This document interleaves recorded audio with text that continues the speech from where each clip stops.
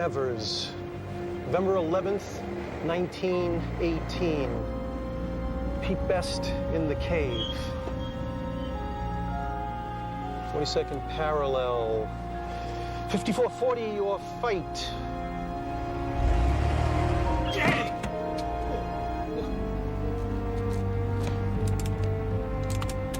Greenwich Meridian. Mia Farrow, 93 million miles, Costa Rica.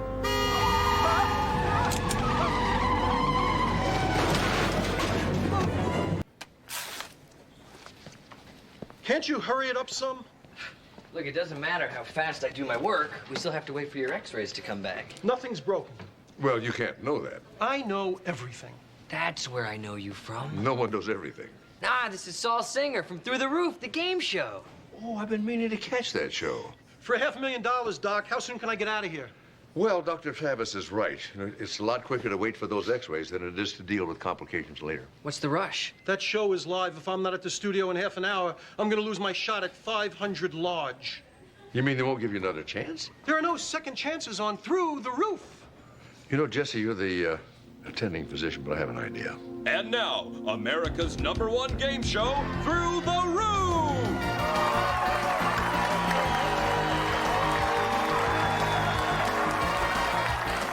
Let's welcome the man who makes people rich, Drew McIntyre!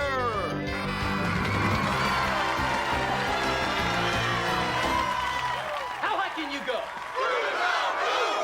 That's right, folks. This is the game show where you can go all the way. Through the roof! I really appreciate this, Doc. No, you're welcome, but just remember, if any fractures show up in that x-ray, you're going back with me. You're not getting rid of Saul Singer that easy. I know. We all wanted to see Saul Singer come back and risk it all for $500,000 smackaroos. My friends, Saul never came to the studio. I guess he just couldn't face you and say, enough is enough. The man decided to keep his money, and that's okay. We got 2 great new contestants. Let's see how they can do. Let me introduce... Not so fast. I'm back. Then I'm a player.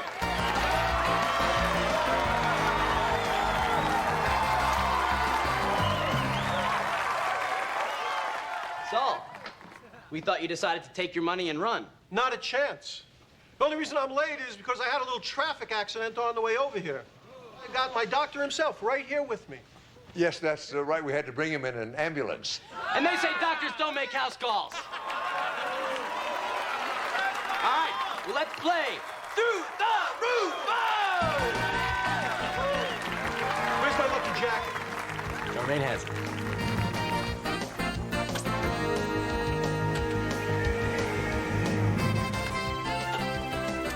Drew, Saul will be challenged by Krista Fallow from Sault Ste. Marie, Michigan. Krista, welcome to the show. Let's get We can watch from in here. We got some really Saul exciting- said to do the show live. Well, you know the old saying, you gotta have a gimmick. Well, that's not such an old saying, really. It's from a show called Gypsy. You know, I saw that show 3 times. Once with Ethel Merman, once with Angela Lansbury, and once with Tyne Daly. Not bad. Oh, it's a great show. No, I mean, if it was a question, you would have all the answers. Oh, Start the clock. The subject is pseudonyms. Mark Twain was. Samuel Clemens. The mystery writer, Ross MacDonald. well, that's a tough one. Kenneth Millar. Kenneth Millar. The novelist, George Eliot. That's Mary Ann Evers, I think.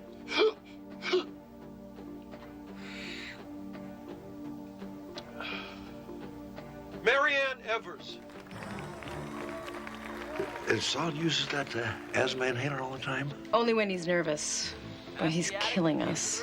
Winning too much money? Our statisticians assured us that no one would make it past the 4th round. And he's way past? Way, way past. Who was the original drummer for the Beatles? Well, everybody knows that. Pete Best.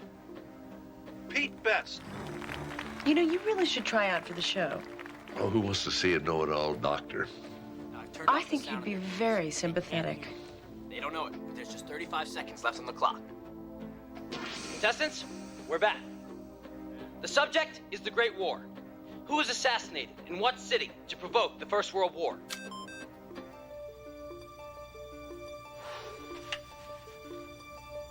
Archduke Ferdinand in Sarajevo. I knew that. You know, that was just an excuse to start the war. On what date was a peace treaty signed that ended World War I? Armistice Day, November 11th, 1918.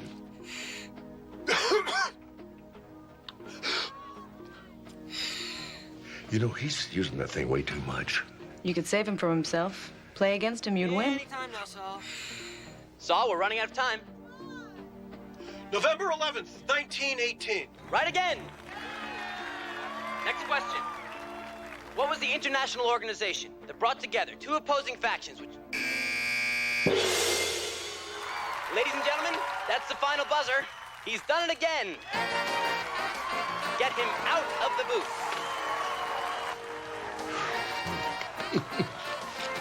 Saul Singer, you've just won $500,000. Now you know what that means. You're way up in the ante.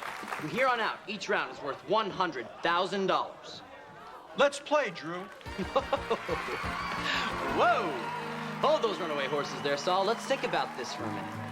Are you really gonna put $500,000 on the line? You don't get off that easy. Saul, I produced this game. I host this game because I like making people rich. Now, you're rich. All you've got to do is walk away. If only I could walk away, Drew. Roll away, then. I'm not done with you yet.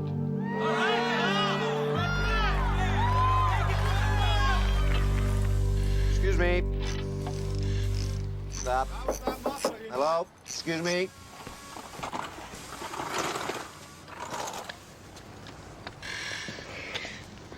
No accident. That's the answer. What's the question? Had the van been tampered with? That was the question you were gonna ask. You always answer before you hear the question? You're a detective. Detectives are predictable. Now you're gonna tell me what I'm thinking. I'm a regular Saul Singer.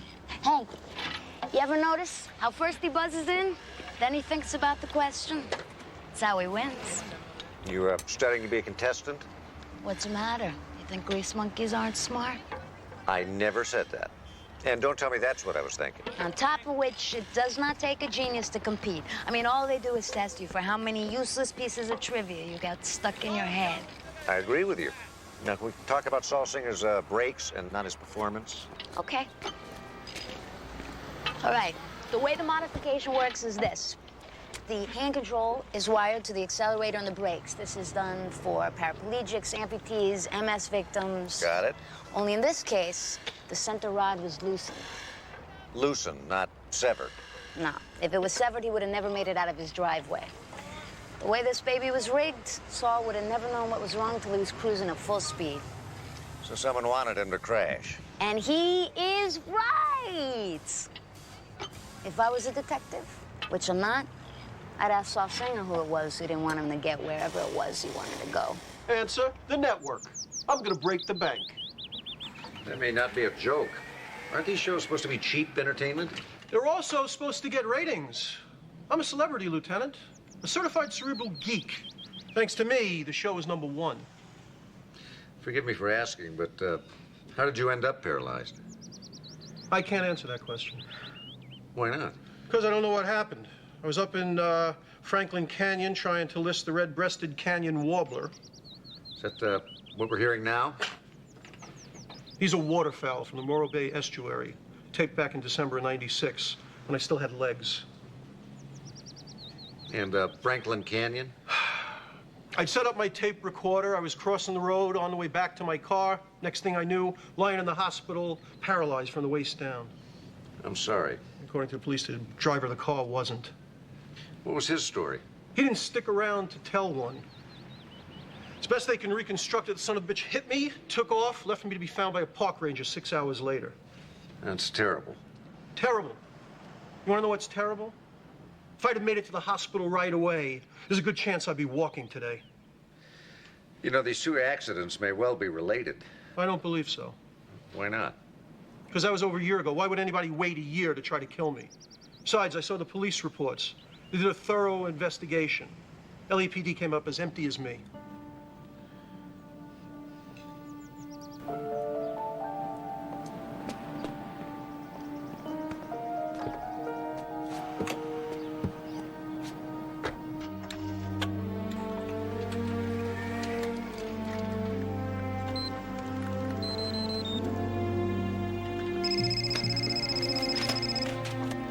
Your winner.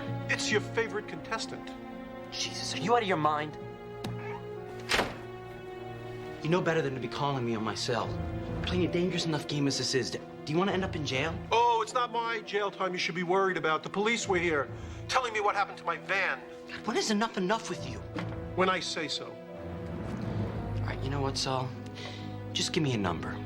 How much more do you have to win? You know, Bubba, I had a number, a nice little figure in my head. But after that little accident you caused yesterday, it's double. Oh, yeah? Well, maybe I'll stop feeding you the answers before each show. Let the television audience see what a genius you really are. Yeah, and maybe I'll tell that same audience just how it is I've been winning and why.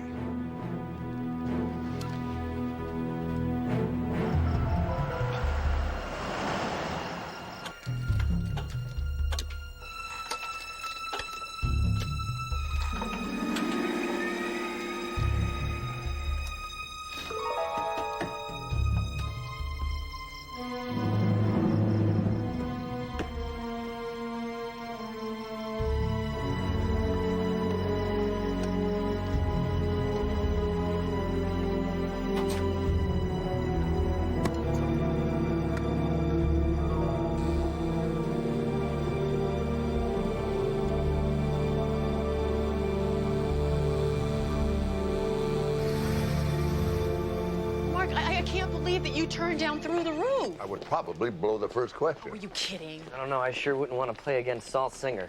You ask me, I think that's an arrogant man.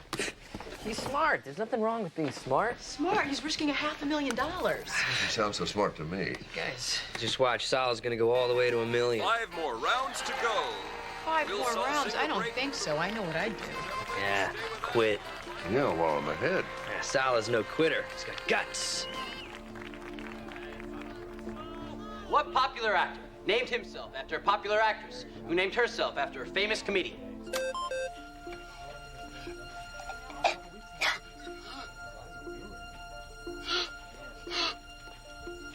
I'll repeat the question. What popular actor named himself after a popular actress who named herself after a famous comedian? Saul, your time is running out. Saul, we'll be right back after this message. Get him out of there! Get him out of there! Get him out! Get him out! Hurry up, go, hurry, go! Get his feet. Hurry.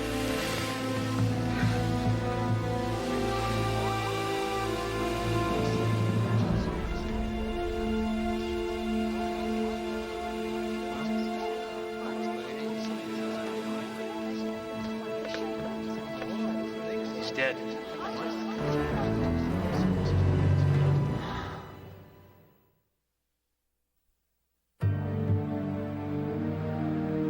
Death was due to acute respiratory failure, apparently brought on by his asthmatic condition. No foreign substances in the body. Not even metaproterenol. That's the main ingredient in his asthma medicine. Not only was it absent from his blood work, it wasn't even in his bronchial secretions. I have to deduce that the inhaler was empty. You think maybe it was tampered with? No, there was no obvious tampering. It was empty. I'd have to say that Saul Singer died of natural causes. 2 days after his car was sabotaged? Well, coincidences do happen, Mark. Boy, I tell you, this guy had a lot of books about birds, huh? Tapes, too. He played them instead of music. Amazing. Actually, I thought it was pretty weird. Look at these. Yeah, this guy was crazy about birds. You know, it's funny, for a guy who knew something about everything, he doesn't have any history books. He doesn't have any encyclopedias. Yeah, not even a dictionary. That guy was a real genius. Yeah, maybe just boned up by using the internet. I don't know. I think he had one of those photographic memories. Then why would he need an electronic organizer? Yeah, the first two numbers don't have any names associated with them. Uh-huh. Probably to hide who they are from prying eyes. I don't think that he needed the names. I think he saw the numbers and he knew. Why don't we find out who these numbers belong to the old-fashioned way?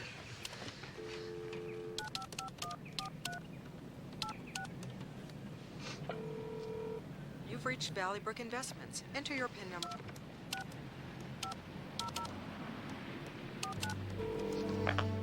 You're a winner. You've reached the personal cell phone of Drew McIntyre. Leave the right message, and I shall personally call you back. Dr. Sloan, so nice to see you again. What changed your mind about being on our show? All my colleagues insisting what good publicity it'd be for the hospital. Well, you'll have to thank them from me. You're going to make a terrific contestant. Thank you. Drew, you remember Dr. Sloan, don't you? Oh, right, Saul Singer's physician. God, what a tragedy. You know, the autopsy was performed at Community General, where I practice. Oh, so what really happened? Was it the inhaler? What makes you say that? Oh, I'd read somewhere that it's quite dangerous to use them too often. Yeah, that's true, but Saul's inhaler was empty. Well, that's because he kept taking hits off it. That or somebody tampered with it. Well, that's not possible. Well, all you'd have to do is keep pumping until all the medication was gone. Well, sure, but to do that, someone would have needed access to the inhaler before the show, which... Didn't Saul carry his inhaler in his sports jacket? It seemed to me I saw some young lady give it to him on the air. Saul's lucky blue jacket. Which we kept under 24-hour guard by a bonded security agent. Isn't that a little extreme? No, we're very security conscious here at Through the Roof. The network watches us like a hawk. We have to be like Caesar's wife. Above suspicion. That'd be a good question for... Oh, I can't suggest questions, can I? No, not if you're going to be a contestant. You're going to be a contestant. My idea. Dr. Sloan is just what we need. Well, in that case, it's nice to meet you, sir. Oh, it's not appropriate for the producer and the contestant to have any contact before the show. Oh, network rules, huh? Actually, federal law. I could go to jail. Oh. What, don't you do some kind of a pre-show interview? No. That's Savannah's department.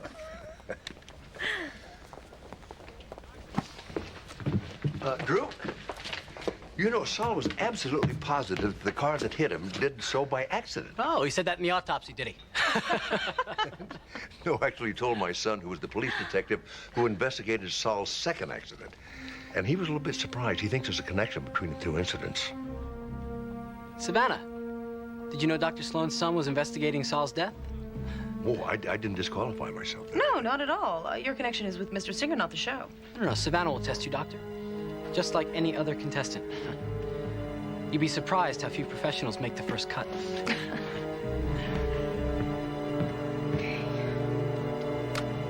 Now, we're going to play a trial version of the game. You both know the rules, so get used to being in the booth. We want you to make a good impression. You have to wait for me to ask the question, Stewie, okay? Okay. All right. The purchase of what landmass was referred to as Seward's Folly? That's Alaska. Not bad. According to his manservant, how many Italian women did Don Giovanni seduce? 1,003. It's a chorus to a song. You're doing great, Dr. Sloan. Okay, which of the following is not a British pop band? Portishead, Radiohead, Propellerheads, Webhead. About time you stop asking old guy questions. And the answer is? Propeller heads. No, I'm sorry. Dr. Sloan, you have a chance to answer this question. Webhead? How did you know that? Lucky guess.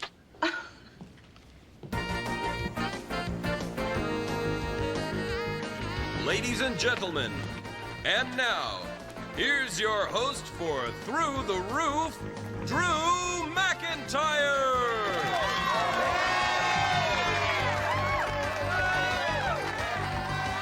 Our next contestant on Through the Roof will be Dr. Mark Sloan of Community General Hospital.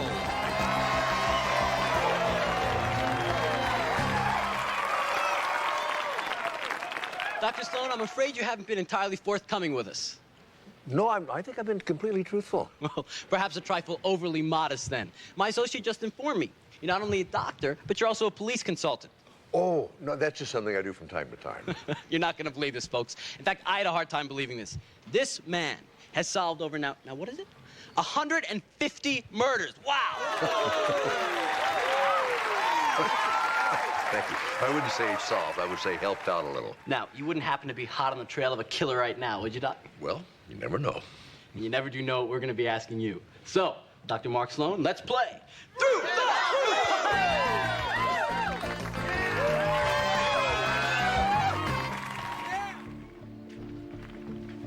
The subject is musical comedies.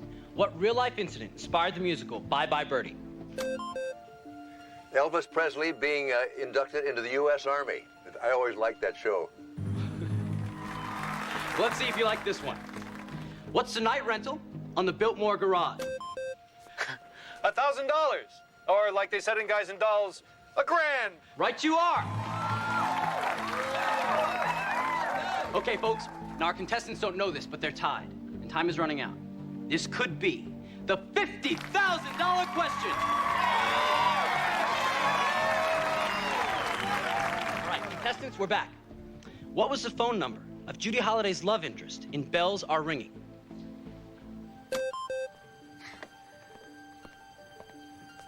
It was a song. And his number is Beechwood 45789. And that's not right. Dr. Sloan, do I need to repeat the question for you?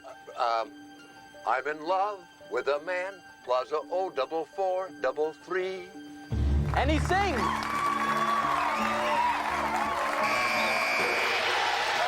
And that's the final buzzer. Get him out of there. We got a new winner. Tune in next time to see whether Dr. Sloan busts through the roof. Stand and wave while the credits roll. If you'd like to play Through the Roof or be a member of our studio audience, call 1-800-555-7766. Can they hear what we're saying? No, our mics are on. Oh, good. There's something I've been meaning to ask you. Can you tell me how Saul Singer got a hold of your cell phone number? Son of a gun. You know, he must have got it from one of those damn services. I've had the mobile number changed 3 times since the show became a hit. Oh, I see. Would he be disqualified if he called you? Definitely. Then how do you explain the 3-minute phone call the phone company recorded from Saul's house to your cell phone the day before he died? I can't. After Saul's first accident, $5,000 was deposited in his investment account every month. So? It stopped right after he started winning money on this show. Dr. Sloan, I'm beginning to wonder if you didn't become a contestant on the show under false pretenses. Time's up. We'll play again tomorrow. And if your son has any more inquiries, he can call my attorney.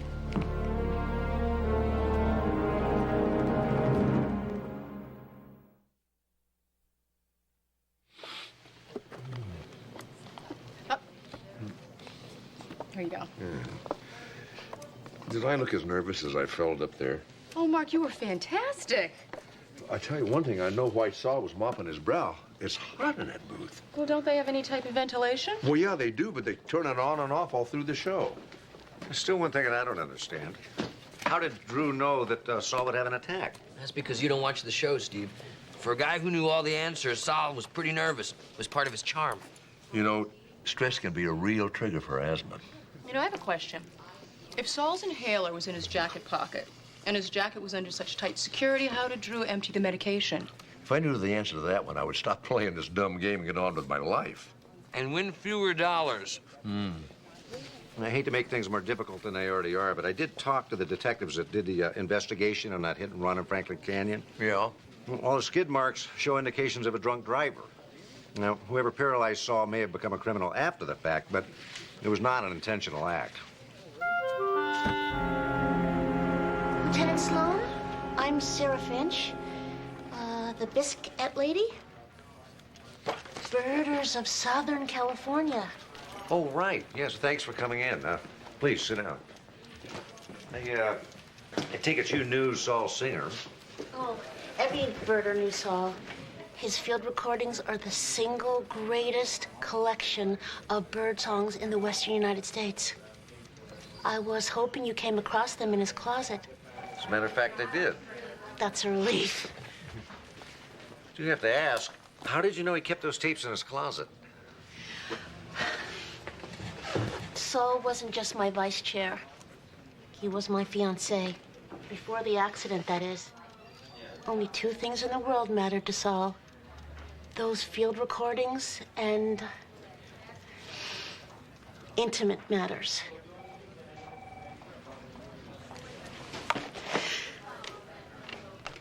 I'm sorry. Nothing to be sorry about. I sat by his bedside every day and every night, listening to him go on and raving and raving. Can you recall the nature of these ravings? How could I ever forget? Saul kept going on and on about the bluety bird. I'm not a birder, but I've never heard of a bluety bird. Who has? It doesn't exist. When Saul regained consciousness, I asked him what in heaven's name was he thinking of? He hadn't a clue. Don't you think that's odd? Very. Here's your jacket, Dr. Sloan. You do the wardrobe for all of the contestants, do you? Actually, I started out as Mr. McIntyre's wardrobe assistant. Then when Mr. Singer came on the show with his lucky jacket, I took care of that. Well, I couldn't show favorites. One thing led to another. I see. Drew, Mr. McIntyre, he has vision for the show. He wants it to be as classy as he is. You must have noticed that our people look better than they do in those other quiz programs. Yeah. All set? We're on in 5 minutes. Okay. Okay, just this way here. Put you in the makeup chair. All right. You know, I really never realized how much work goes into these productions. You should talk to the writers sometime. Well, I can't do that. No, that's true. You all set? Thank you. Fabulous. Thank you. Okay, I'm just gonna shuffle on this way over here. You know, I was noticing this booth before. Was it constructed just for handicap access? That's right. Well, I know you try to watch costs on things like this. Wasn't it expensive? Very. We even had to install a hydraulic lift. Oh. And as producer, Mr. McIntyre didn't object to that? Oh, well, actually, this booth was Drew's idea. He wanted to expand the contestant base for the show. Saul seemed like a dream come true. Have you seen Mr. McIntyre? Were you in charge of Mr. McIntyre's car? I wash it for him. Hey, he's a man. You always got to do favors for the man.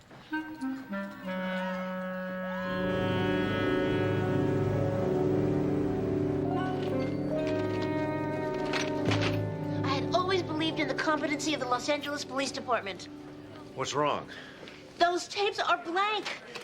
10 years' work erased. All of them? Every one. Then it wasn't an accident. I am so mad I could spit. Oh, believe me, I'm going to look into this. No, I'm not mad at you. I'm mad at Saul. He sent those northern birders, those snobby northern birders, a complete set of copies. Now I'm going to have to beg. Well, save your pride, Miss Finch. We're going to want to listen to those tapes ourselves. As a matter of fact, I've got a civilian volunteer.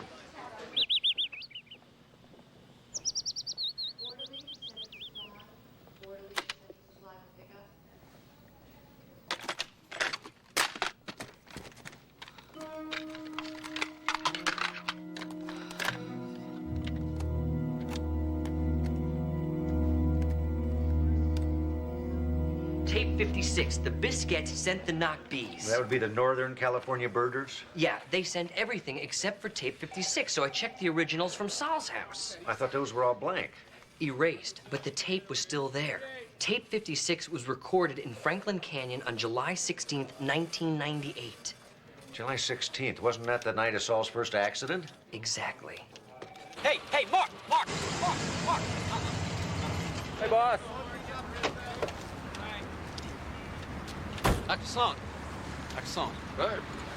I can't have you fraternizing with the crew. Oh, I'm sorry. I didn't know the Teamsters had access to the questions. They don't. Oh, thank you. You know, I found out something kind of interesting. Saul Singer recorded a tape up there in Franklin Canyon the night of the hit and run. Really? Yeah, I was hoping maybe he played it for you, you know, as part of the interview process. I'm not interested in birds. It's this way. No, well, most of them take it for granted, I know. But you know, if you really pay attention, did you know there was a thing called a bluety bird? Got me stumped, Doc. Well, actually, stumped me too, and I checked and found out there's no such thing as a bluety bird. But still, there it is on the tape recorded by Saul up there in the canyon. Saul Singer recorded a non-existent bird. Well, in the manner of speaking. You know, the police always survey all the repair shops whenever there's a serious hit and run accident. Not one garage reported anything that night. So we've got a non-existent repair to go with the non-existent bird. Maybe not. The gentleman to whom I was just speaking out there said that he repaired the bumper on your car at about that time. blue Thunderbird, blue T-bird. Car's red. Yeah, it is now, but he said he repainted it. I have a feeling if the police strip off that red paint, they'd find a blue coat underneath. If you'll excuse me, Doc, I've got some show business to attend to.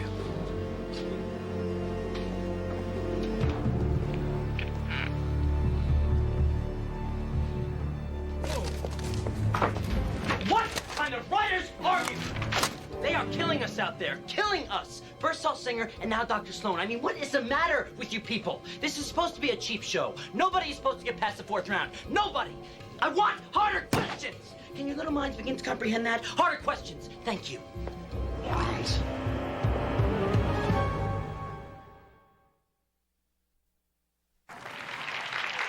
That's right. That's right. That's right. Okay. The subject is baseball. In what ballpark did the Dodgers play their most World Series games? Oh, Doctor? You may have met your match. Well, the Dodgers won more World Series in Los Angeles, but I'm betting that they played more games at Ebbets Field. And that's a bad bet. Doctor, do I need to repeat the question? No, it's a trick question. It was Yankee Stadium. The man knows everything. Well, not really everything. It's a question they ask on the scoreboard at Dodger Stadium all the time. Uh-huh. Well, take me out to the ball game, Doctor. All right. Let's see if you can get this one. Who was the only Major League player to wear the uniform of all 4 modern-day New York baseball teams? That's going to be Casey Stengel. See, he played for the Giants and the Dodgers, and he managed the Yankees and the Mets. Dr. Sloan, you're batting 1,000. Moving westward. In the famous Chicago Cub infield of Tinker to Evers to Chance, who played third base? That's another trick question. You don't want to answer, I can give it to your opponent. No, I said it was a trick question. I didn't say I couldn't answer it. All right. Okay. Joe Tinker was at shortstop. Johnny Evers was at second base. Frank Chance was on first base. Third base didn't figure into that the double play combination, see? But that player on third base was just as good as the rest of them. His name was Harry Steinfeld. Oh, well, we just can't get you out, can we, Doctor? He's right, ladies and gentlemen. But, and he's done it again. You know, I didn't think anyone could get that last question. But Dr. Sloan just keeps on coming. Doctor, our audience adores you. You should see yourself. Oh, I thought the show was live. Oh, it is, but we have to edit it for syndication. Oh, thank you. Did you take anything? Yes, sweetener, please. Does that mean you have copies of everybody's performance? Yes, we do. What artist has won the most Grammy Awards? Nice question. You'd expect a pop singer, but it's not. The man with the most Grammys is Sir George Solti. Can you freeze that there? Sure. Now, can you bring up a picture of Saul from another program? Do you want the same kind of close-up? Yeah, if you can, and leave that one up there. Yeah. Now, what about that last question, the one just before he died?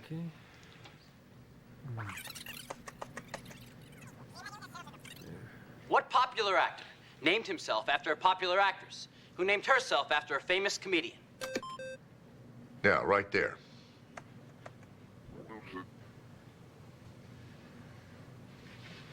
That's interesting. No kidding. You know, no one ever got that. Oh, well, you know, Michael Keaton named himself after Diane Keaton, who had named herself after Joseph Francis Buster Keaton. I was a big Buster Keaton fan. But that's not what's interesting here.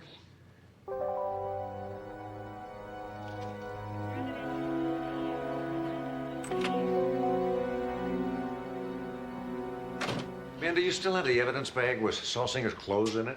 Yeah, what's up?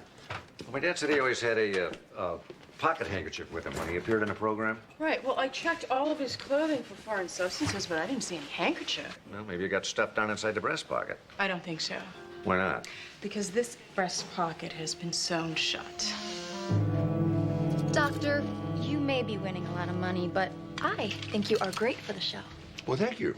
If there is anything I can do for your wardrobe, not that you are not perfectly dressed. I mean, not that you don't class up the show. Actually, I didn't want to see you about my wardrobe. I wanted to ask you about Saul Singer's lucky jacket. Oh.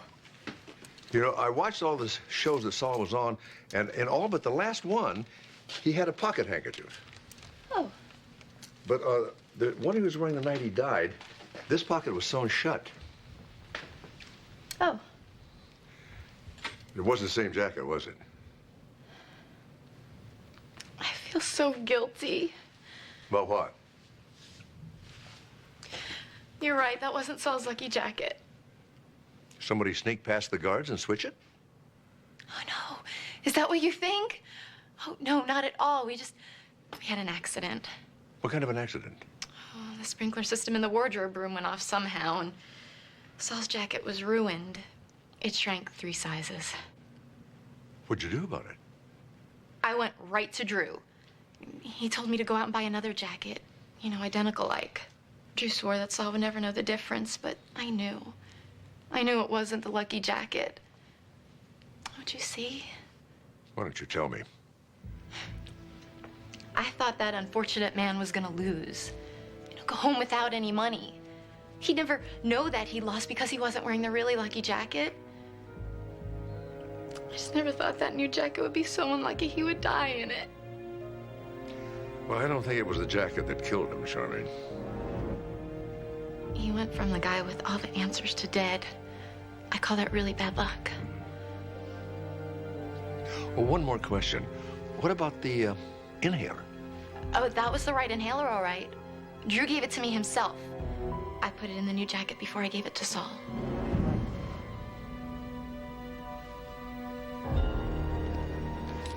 You wanted to see me?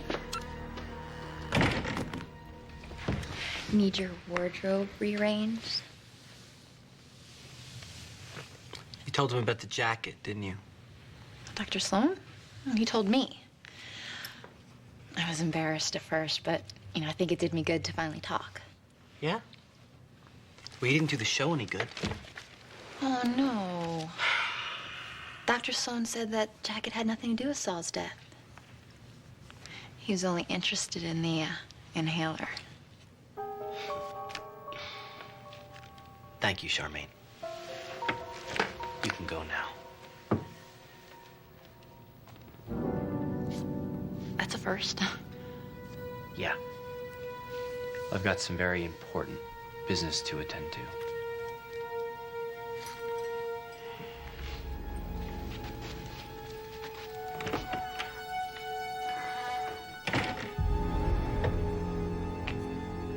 Hello?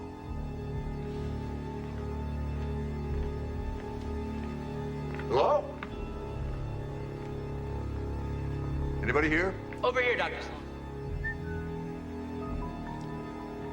Sorry to call you out on a Saturday. I just thought we'd better set some things straight. Oh, we really don't have that much to discuss, Drew. I was going to walk away after the next session anyway. You wanted to know how Saul got his answers? Why don't you take a look in Saul's special little booth? I had it brought back on stage just so I could demonstrate.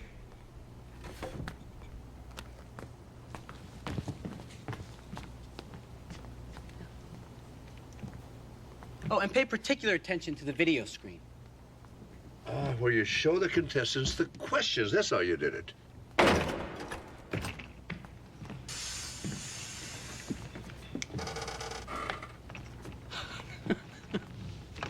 You know, for a man who solved all those murders, you're way too trusting a soul. You can't get away with this, Drew. Oh, really? We're playing a new game, Doc. It's called You Bet Your Life. And the first question is, what is the drug that collapses the respiratory system, but that is metabolized by the body even after death? Any of the nerve gases used in chemical warfare? Sarin, for example. Yes, an excellent example. Now, imagine what would happen if just a teensy-weensy little bit of this drug were to, oh, I don't know, say, flow through your booth's ventilation system. You know, Drew, you have a very distinctive voice. I'll bet you when Saul Singer listened to his tape of Franklin Canyon, he heard more than birds. Probably heard the accident that crippled him, and probably heard you, too. Yeah? Then why didn't he just go to the cops? Oh, he didn't want the insurance company to pay. He wanted you to pay. He wasn't above blackmail, was he? What do you know? Right again. Were you drunk when you hit him? As a skunk on moonshine, Doc. You know, almost got away with it, too, if you hadn't come up with the idea of having the show pay for your blackmail. Yeah, call that a business deduction. Most people would call it murder. Yeah, well, too bad in this game you can't win. You're dead, Dr. Sloan. Now, how long before sarin takes effect? Not more than a few minutes. Right again. I guess you deserve the booby prize.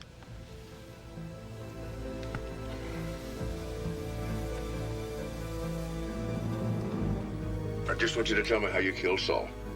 So stupid. I put an empty inhaler in the guy's new jacket and watched while nature took its course. Ooh, difficult. Sounds like an admission of guilt to me, Drew. Yeah, well, too bad you can't use it. You never read me my rights. Wrong answer. So you weren't under arrest, but now you are.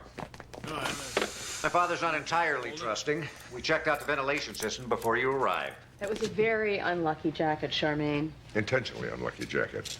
But it's all there on videotape along with your confession.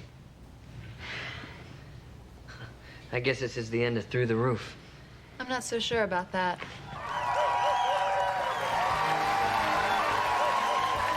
Ladies and gentlemen, would you welcome the new host of Through the Roof, Charmaine Dufour?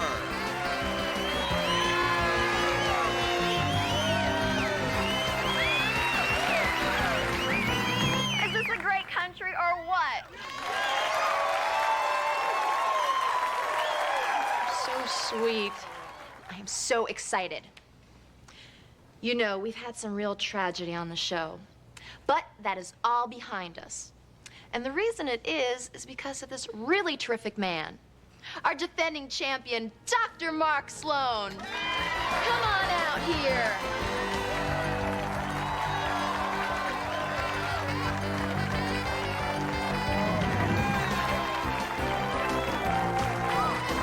So what's going to be, Doctor? You have won $150,000. Are you going to risk everything, or are you going to walk away? Well, I'm not the greedy type. So you're leaving us a winner. What are you going to do with all that money? Well, half of the money is going to go to the Community General Pediatric AIDS Unit. That's great. Wow, is that great. So tell us, what are you going to do with your share? New car? No. The other half is going to go into breast cancer research.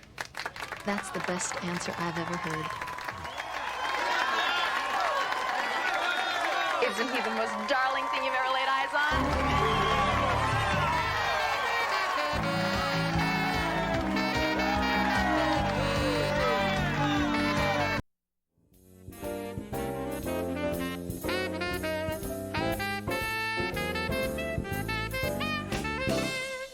We used to stay out late, jazzing it at all the clubs.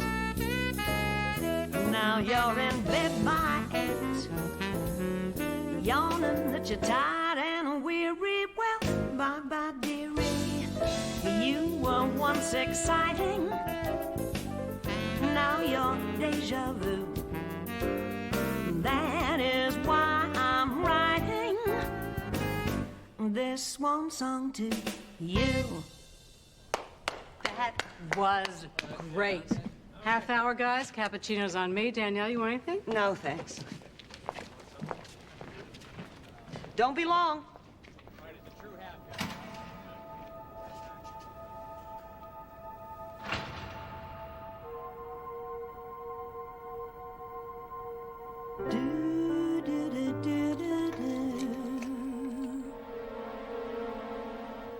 Rhonda?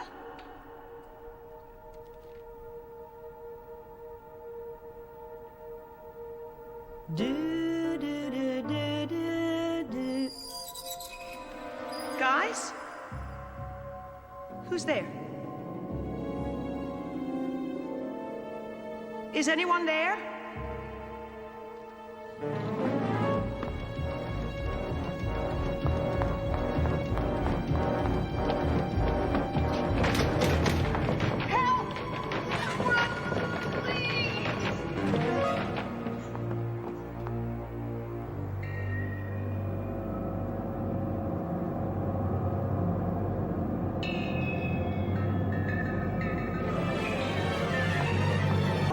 Danielle bringing a piano with her? Not just a piano, a grand piano. And she's bringing it with her from New York. Yeah, well, you know how artists are. She gets nervous in front of an audience, and if she figures if she has her own piano, it's one less thing to worry about. I see. Oh, she's here. Dad, you look fine.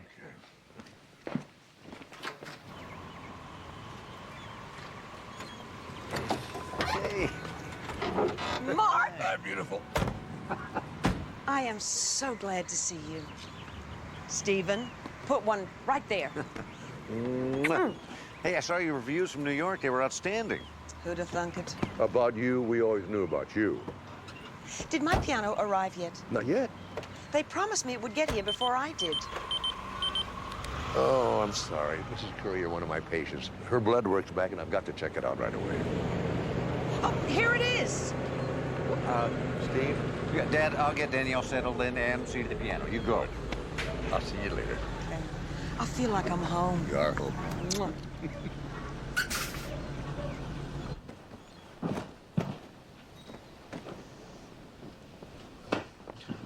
You take this piano with you everywhere? You think I'm a diva, don't you? No. No, I mean, if it helps you get over your nerves. Last week in New York was a perfect example. I was in a hall that I know, in a city that loves me, and I was so nervous on stage, I didn't know if I could speak. But the minute I sat down at the piano, my piano, it was just me, alone in my living room with an old friend. Piano tuner will be here in about an hour.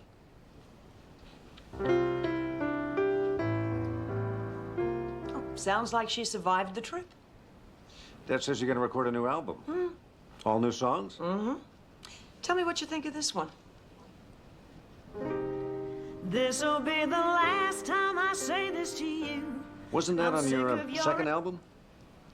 Oh, yeah, I'm doing a new arrangement, going to re-record it. Oh. You can't tell what it sounds like until the piano's tuned. You feel like taking me somewhere terrific for lunch? Sure. You, like barbecue? Oh, I love it. Sure. Dr. Travis, I need a really, really big favor. It's about Danielle Marsh. The singer? The singer, Dr. Sloan's best friend, or one of his best friends. Anyway, she's staying with him. And? She's my absolute total idol. I thought Amanda was your idol. Oh, she's my idol now, but before medical school, you know, when I was a kid, I really, really wanted to be a songwriter, and I used to fantasize that I was Danielle Marsh. You write songs. If I do say so myself, I've written some pretty cool lyrics. Of course, they're mostly about death. Sweet. Wow. You know, remind me to listen to those when I have a little more time. So, when can you introduce me to her? Oh, you know, Ellie, I don't even know the woman myself. Yeah, but you know Dr. Sloan, and he knows her. I wrote the song that would be absolutely perfect for her. You know, I'm sorry, I just don't feel comfortable imposing on his friendship like that, so you just have to find a way to meet her on your own. Okay, right. I'll tell her. All right, see you. Dad said he'd be home in 5 minutes. You know, he's been acting like a kid ever since you said you were coming up to stay with us. He's always been my best fan. He also said he arranged to give you a physical tomorrow. He said he knows you, and he's sure you haven't had one since the last time you were here 5 years ago. He knows how I feel about doctors. Which is probably why he had me deliver the message. To be in his office at 10 o'clock tomorrow morning. Can't do it. I have a meeting with Rhonda and the promoter at 11:30. He said he'd have you in and out in less than an hour. Your father is the most annoying man I have ever known. Promise me you'll show up, or he'll have me out here giving me a police escort. All right, all right. 1 hour. That's all I can give him. Deal.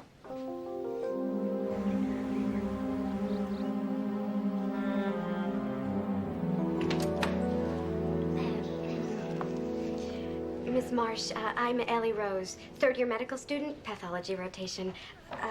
I brought you some coffee while you wait for Dr. Sloan. I don't want coffee. I want Mark Sloan. Hi. Dr. Sloan had an emergency, and he asked me if I would get the exam started. What?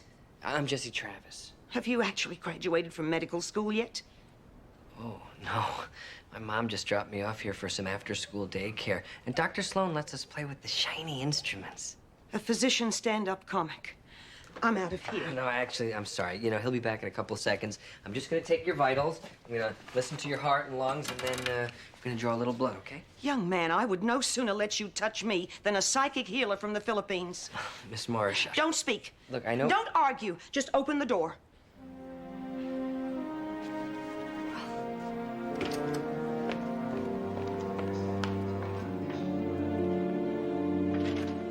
She's a little anxious before a big show, but other than that, she's really great.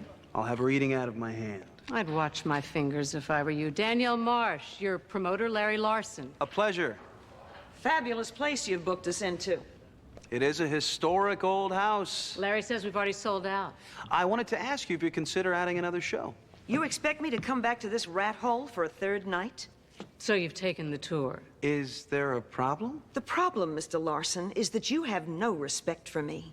Of course I do. I'm honored to be working with you. Really? And you express that honor how? By sending me flowers when I arrive in L.A.? No. By choosing this historic old house, which is a euphemism for a dump.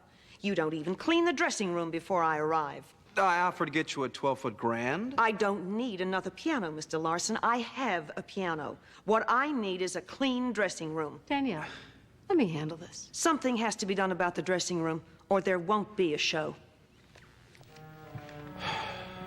One down, 4 to go.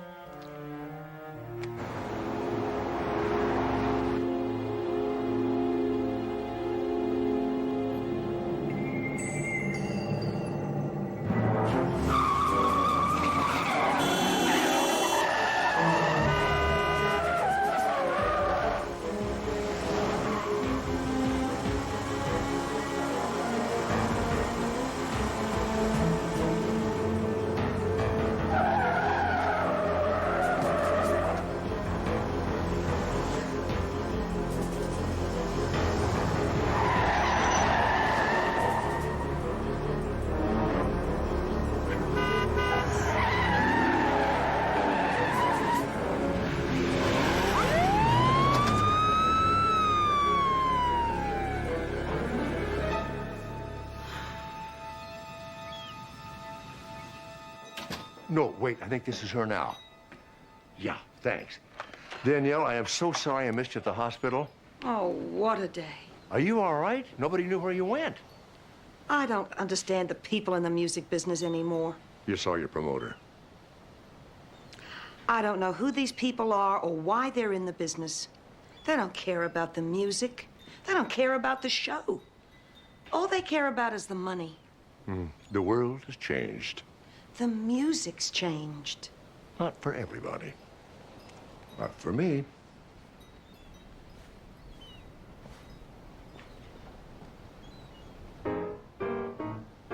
I know you're eager to advance this love, but first I need you to enhance this love. But what I really need the most is you to be a bit verbose. So, baby, talk to me. I know you're ready to be physical, and I can see your lips are kissable. But before we get to that, those lips were also built to chat. So, baby, talk to me. Do you know that's the first song I ever recorded? Really? You know, the first time I heard it was in that bar. Tinkers. Oh, that was a lifetime ago.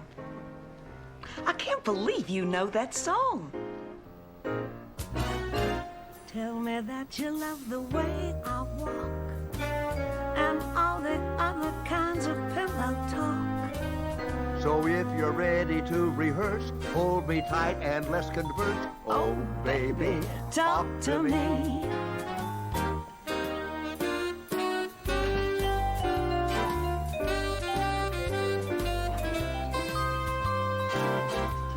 I hate to break this up, but I have to ask you a few official questions.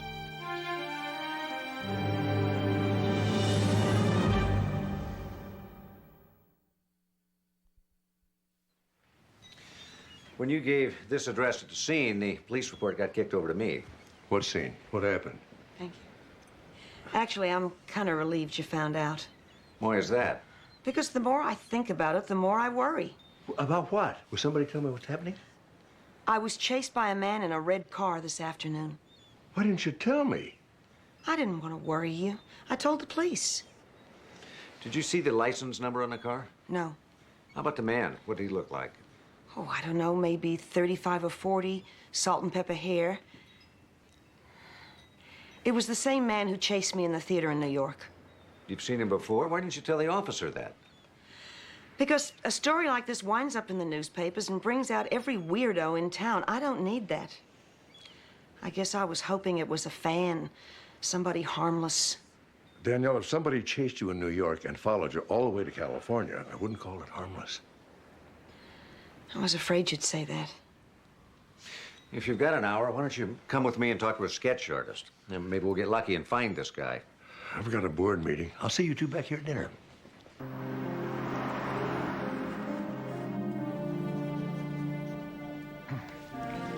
What do you think? His hair was a little longer, and his face was a little thinner, I think. We'll just say he's wanted for questioning. No one will know he's connected to you. Thank you. Better? Yes, I think so.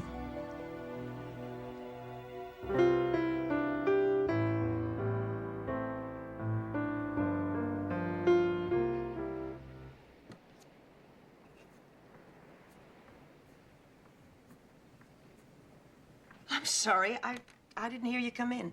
Please, go on.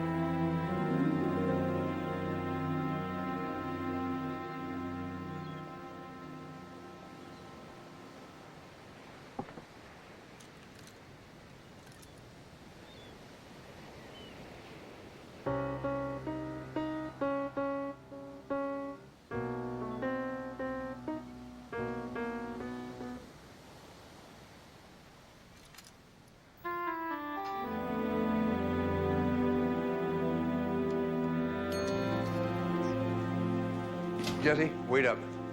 I didn't have a chance to talk to you yesterday after Danielle's physical. Did you get the blood work back yet? She didn't tell you what happened? No. I didn't examine her. Why not? Well, she was upset that you weren't there. What didn't you explain to her? I said that you had an emergency, you would be back as soon as you could, and she walked out. She didn't tell me any of that. I'm not surprised. What do you mean? That's nothing. Don't worry about it. Jesse, talk to me. All right. She was rude, she was insulting, and then she left. That's very unlike her. Well, you can ask Ellie Rose. She was there, too.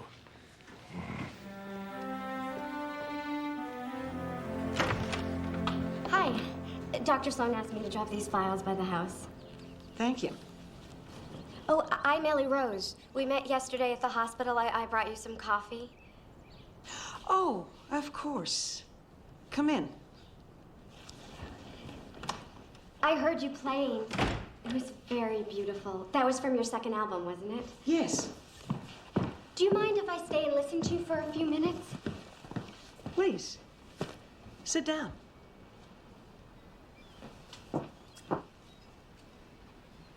I don't know why I just lied to you.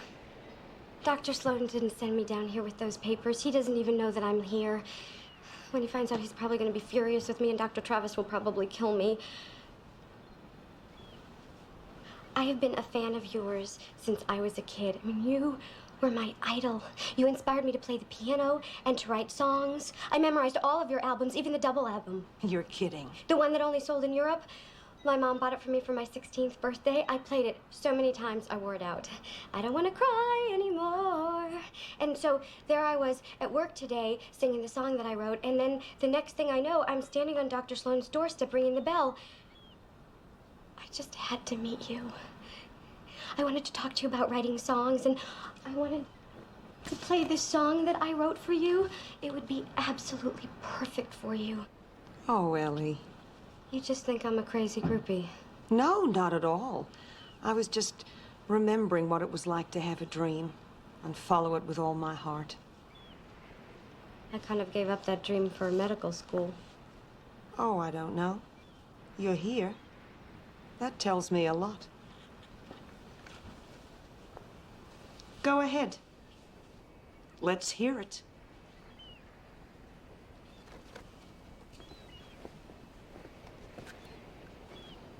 Okay.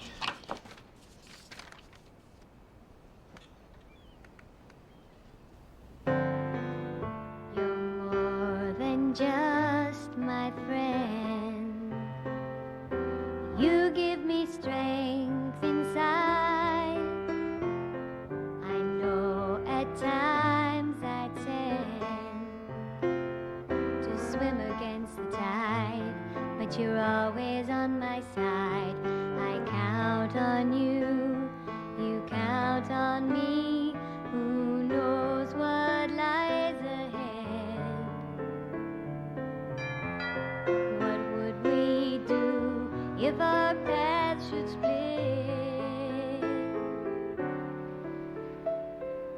We'll cross that bridge when we come to it. I'm sorry. That's a terrific song. You really think so? I wouldn't say it if I didn't mean it.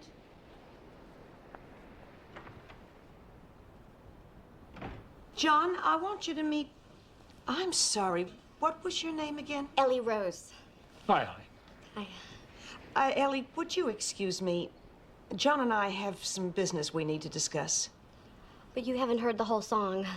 Well, leave it. I'll play it through later on. Well, I was kind of hoping that maybe you would like it so much that maybe you would want to perform it in your concert. I only perform my own songs. Everybody knows that. Well, I thought No maybe... exceptions, ever. I'm sorry.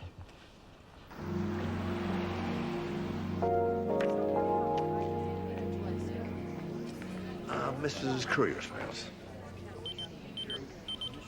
Yes, all done. Not me.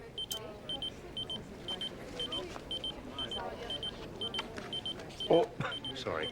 Me.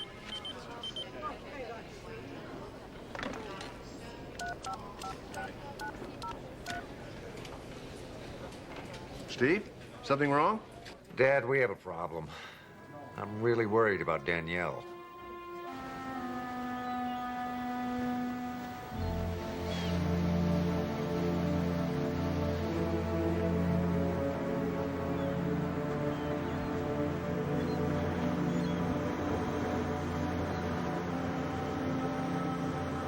Danielle? Are you all right? I've been worried about you. You don't seem yourself. What are you talking about? I heard what happened at the hospital with Jesse. I was in pain. So much pain, and they wouldn't give me anything to make the pain go away. Yesterday you were in pain? I begged them. I thought I'd die and no one would help. Danielle, yesterday you went to the hospital for a physical. Let go of me. Who are you, and why are you asking me these questions? Danielle. Don't leave me alone. Just leave me alone. Danielle, it's Mark. Look at me. It's Mark.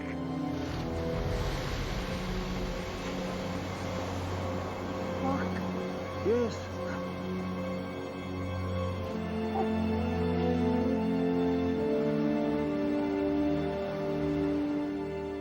I don't know why this happens to me.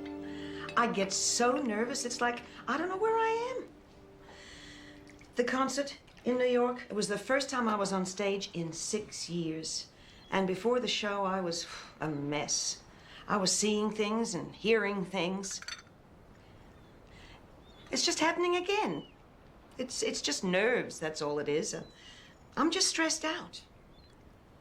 You know, Danielle, Dr. Travis said you left the hospital before he could do the physical. I'll bet he said I was a real pain, too.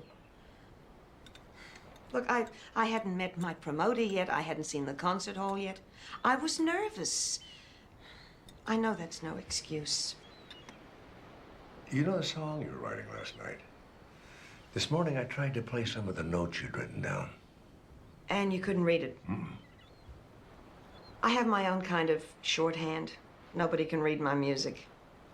I don't see what the two things have to do with each other. Well, I don't either, but there could be some kind of a pattern there. Have what? You know, Steve said the police reported that they couldn't find one witness or even a single piece of evidence that even suggested that anybody was following you yesterday. And according to the New York police, you never reported the incident at the theater. You think I made these things up? What would be the point of making them up and then trying to keep them out of the papers? I can't imagine. You think I'm crazy? Of course not. But I've just been trying to figure out. Would you mind if I ask you a couple of questions? What did you have for breakfast this morning? Oh, I don't know. Coffee, I guess. Maybe toast? Do you know what day it is? Mark, I'm preparing for a concert. Who keeps track of days? The month? The year? You know who the current president of the United States is? I've been invited to play at the White House.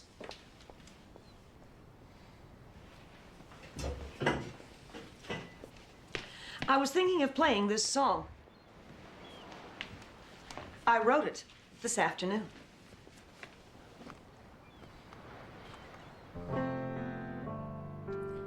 You're more than just my friend. You give me strength inside.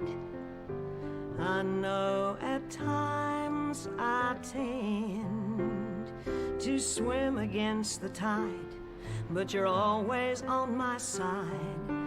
I count on you, you count on me. Who knows what lies ahead?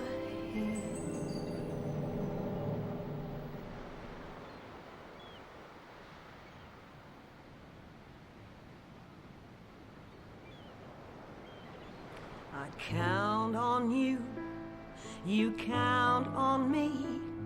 Who knows what lies ahead? What would we do if our paths should split? We'll cross that bridge when we come to it.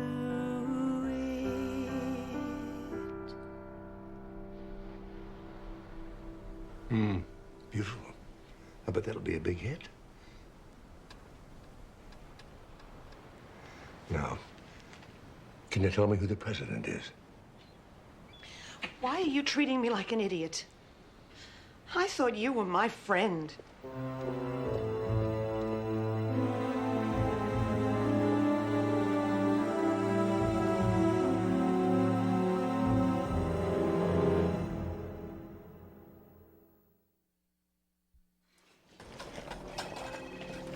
Cross that bridge when we come to it.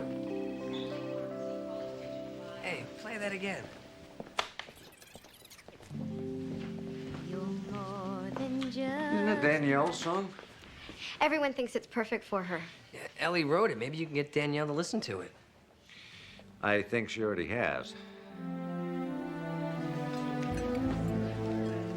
I think Danielle is aware that something is wrong. She pretended she wrote Ellie's song. She has to know something's wrong. You done? No.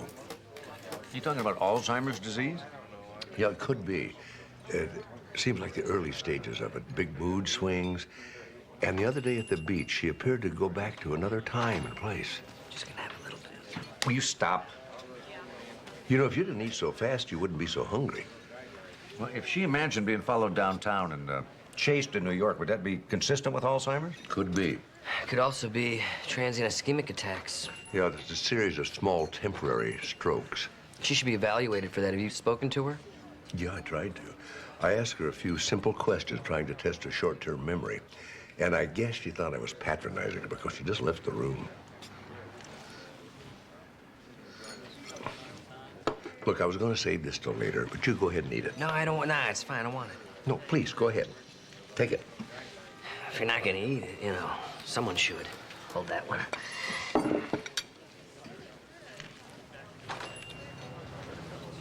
Need some salt. On a bacon and anchovy sandwich? A sense of sadness surrounds me. I've lost the one thing that grounds me. Please call and say you're coming home to stay. Then unpack, get us back on track. I know I haven't been blameless, and your behavior was shameless. It's hard enough playing this piano without the keys turning pink.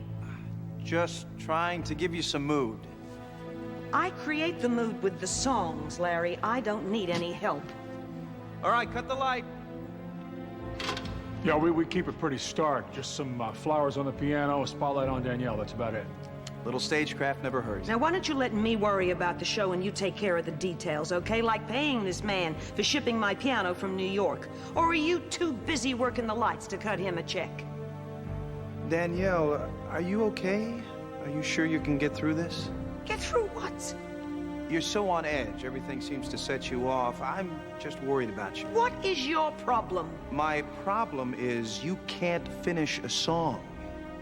I don't know if you can make it through the show. Larry, she's fine. I don't believe this guy. Danielle, pay John and get her piano down here, and don't worry about her. She's gonna be great.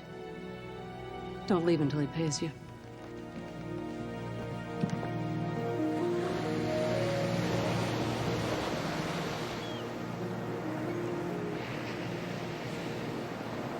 This promoter, he's driving me crazy.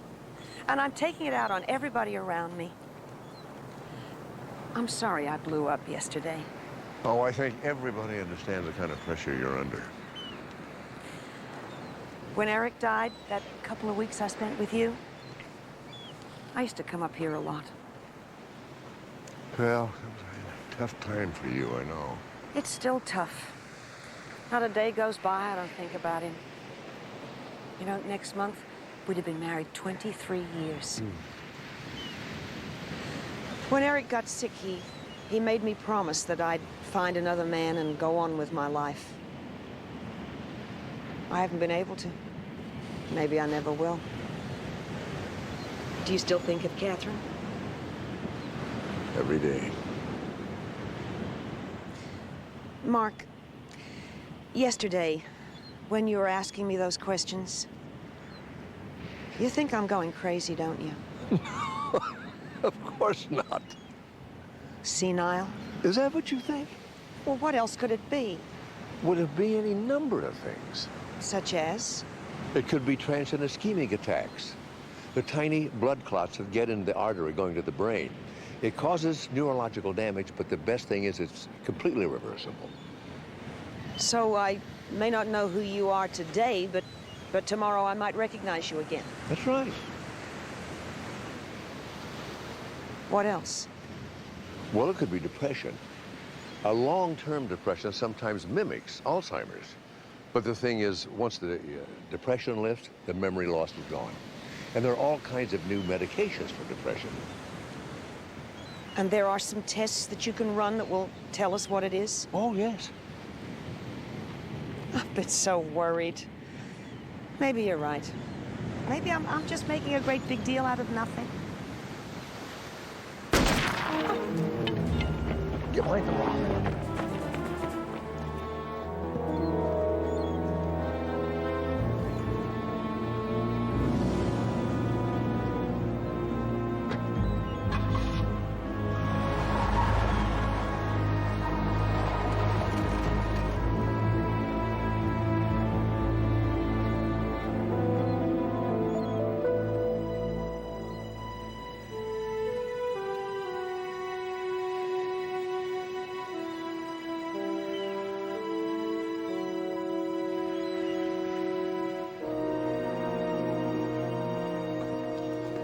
The cellophane wrapper came from a candy or a mint of some kind, and the tire tracks and shoe prints were too smeared for any identification.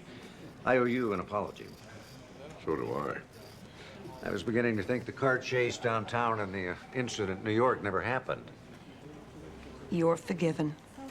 I've got some men going door to door just to see if anyone saw anything. Can you describe the man who chased you again? Well, he was about 5'10", maybe, athletic, salt and pepper hair. I keep thinking I know him. He does sound familiar.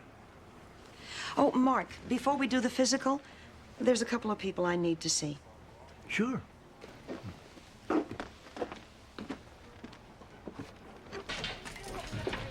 Ellie? Danielle, Miss Marsh, oh my gosh. I never expected you to come down here. I mean, nobody ever comes down here. Well, Dr. Bentley does, but Ellie, not that I don't keep things neat and tidy usually. I mean, I do. Well, usually you know how things get when you're working. I mean, if I had known that you were coming, I certainly... It's okay. I just wanted to tell you how good your song is. My song? Yes. Is good? It is. In fact, it's so good, I wanted people to think I wrote it. I've been doing some things lately that just aren't like me. You like my song? I mean, you really like my song? I'm going to record it on my new album. I'm speechless. Why do I find that hard to believe? Nothing like this has ever happened to me before. I mean, I don't know how to thank you. Oh, Ellie. Oh, I have other songs. A lot of them. I'd be happy to come and play them for you sometime. Goodbye, Ellie. At your convenience, of course. Easy. Yeah. John, please. You know how I feel about you. And I don't feel that way about you. I'm sorry.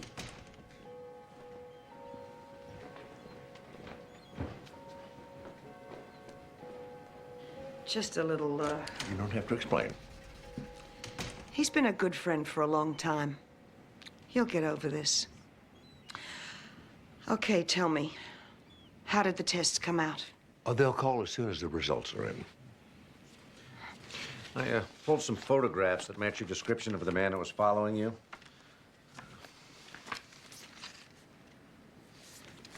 You recognize any of them? That's him. Are you sure? Positive. You know him? No, I don't think so. We're gonna split. Are you going to the concert hall? Yes. I'll ride with you. You know, I don't know whether it's a good idea if you go out alone. I'll be with John. Believe me, he won't let anybody get near me.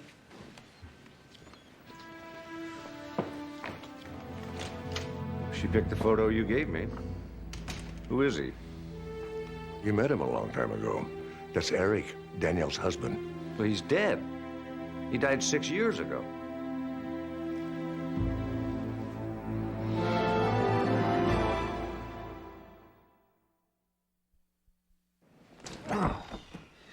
Why would Danielle lie about who was following her? And why would she say it was Eric? She knows you were friends. She didn't recognize him. You know, I'm beginning to wonder if anybody was following her at all. You said yourself there's no evidence to support it here or in New York. So she imagined it? Imagined or remembered. You know, the psychology of it makes sense. Eric was a very possessive man. Right after they were married, he kept tabs on her all the time, followed her to recording sessions. She could be thinking back to that time in her life. Yeah, but someone did take a shot at her in your presence. Yeah. Give me a hand with this, will you? One thing's for sure. Till I find out who the shooter is, I can't let her perform. There's no way I could guarantee her safety. This is exactly like the cellophane wrapper I found on the beach when Danielle was shot at. Dad, it's a cellophane wrapper. Don't they all look alike? No, look at this one. It's got very distinctive markings on it. You know, John was just here. He must have dropped it in this bowl. Unless Danielle left it there. But Danielle wasn't the one who dropped it on the beach.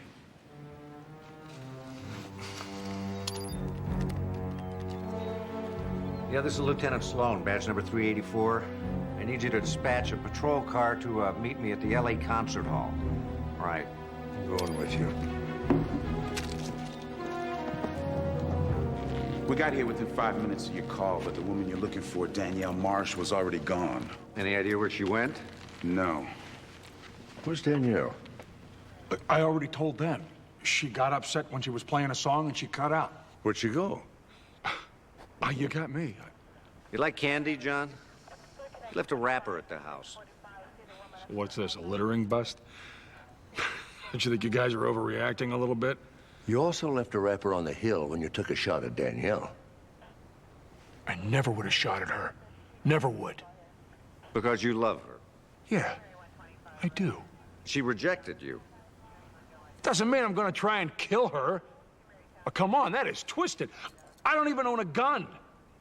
I've never even fired one. Where did that candy come from? Danielle, she kept him around for the crew. She had him in her dressing room. She had him backstage. Danielle never ate him herself, but she just thought the crew got more energy out of it. Did you notice anybody else eating the candy? Cut me loose.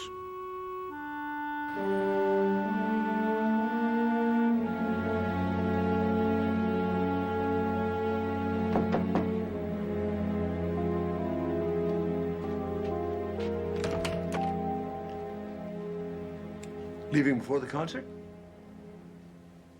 Well, my services to Danielle are just about done. You, dropped this candy wrapper at the beach when you tried to kill her.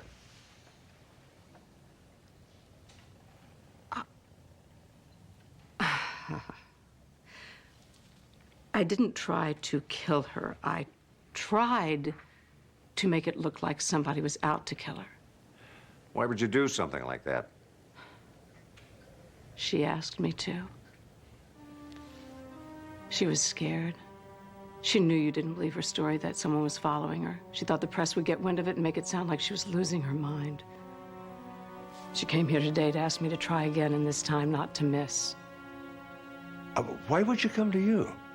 I started hunting with my dad when I was 10 years old. Danielle's seen all my marksmanship ribbons. So you agreed to this? Have you ever seen this disease, Lieutenant? Up close? Do you know what it does to people? Their bodies go on, and their minds just fall apart. They can't dress themselves or feed themselves. They don't know how to use the simplest thing like a fork or a napkin. They can't take a pill to make it go away. It is day in and day out. And the worst part is, they can see it coming. They see the madness settling into their brains. And they know the only way out is out. Rhonda. Oh, don't worry. I told her I couldn't do it. She was furious with me. She started screaming and crying, and then she left. Where'd she go?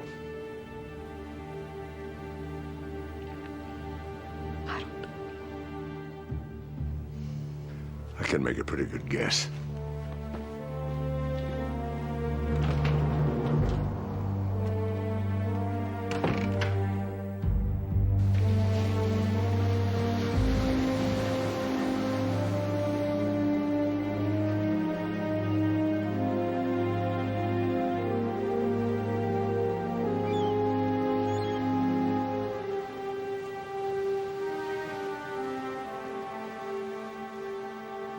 Danielle? Danielle, let's talk. Danielle, come away from the edge, please. Rhonda told us everything. Danielle, I know how afraid you must feel right now.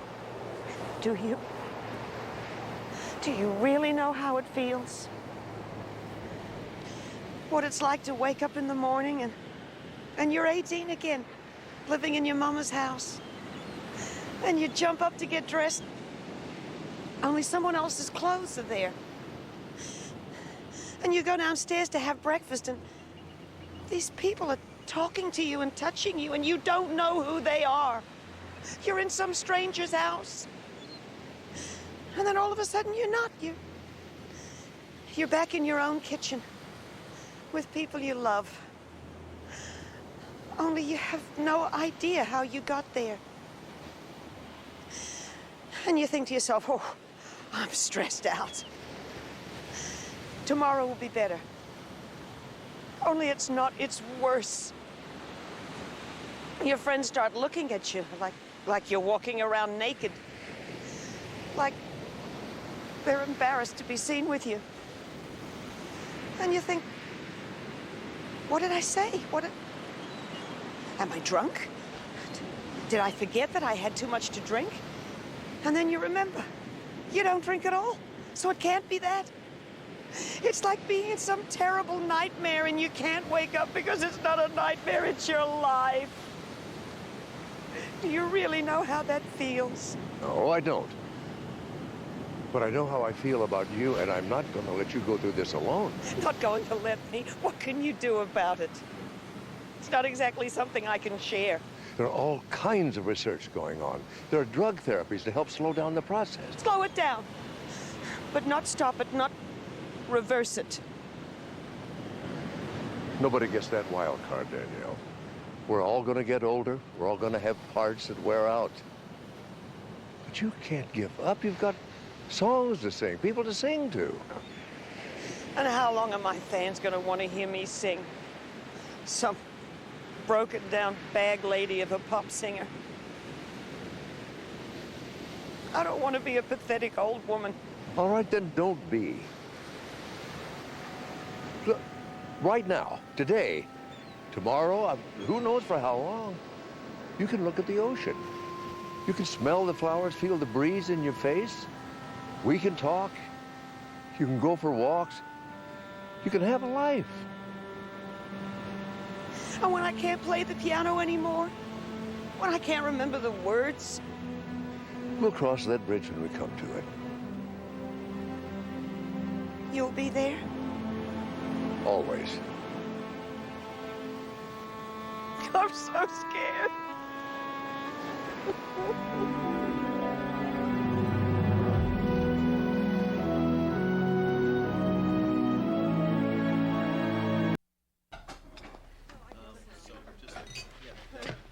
Alex?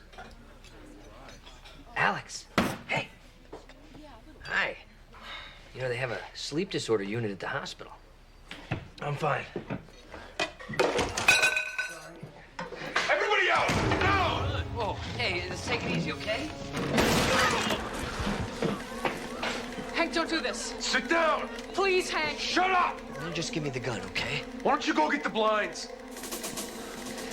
Okay, look, I'm gonna do something for you, okay? And then I want you to do something for me. I want you to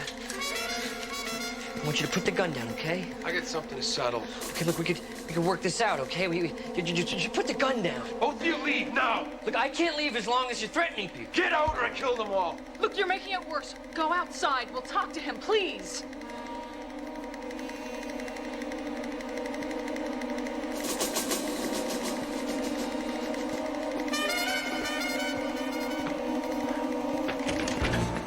I'm gonna make you sorry for what you did.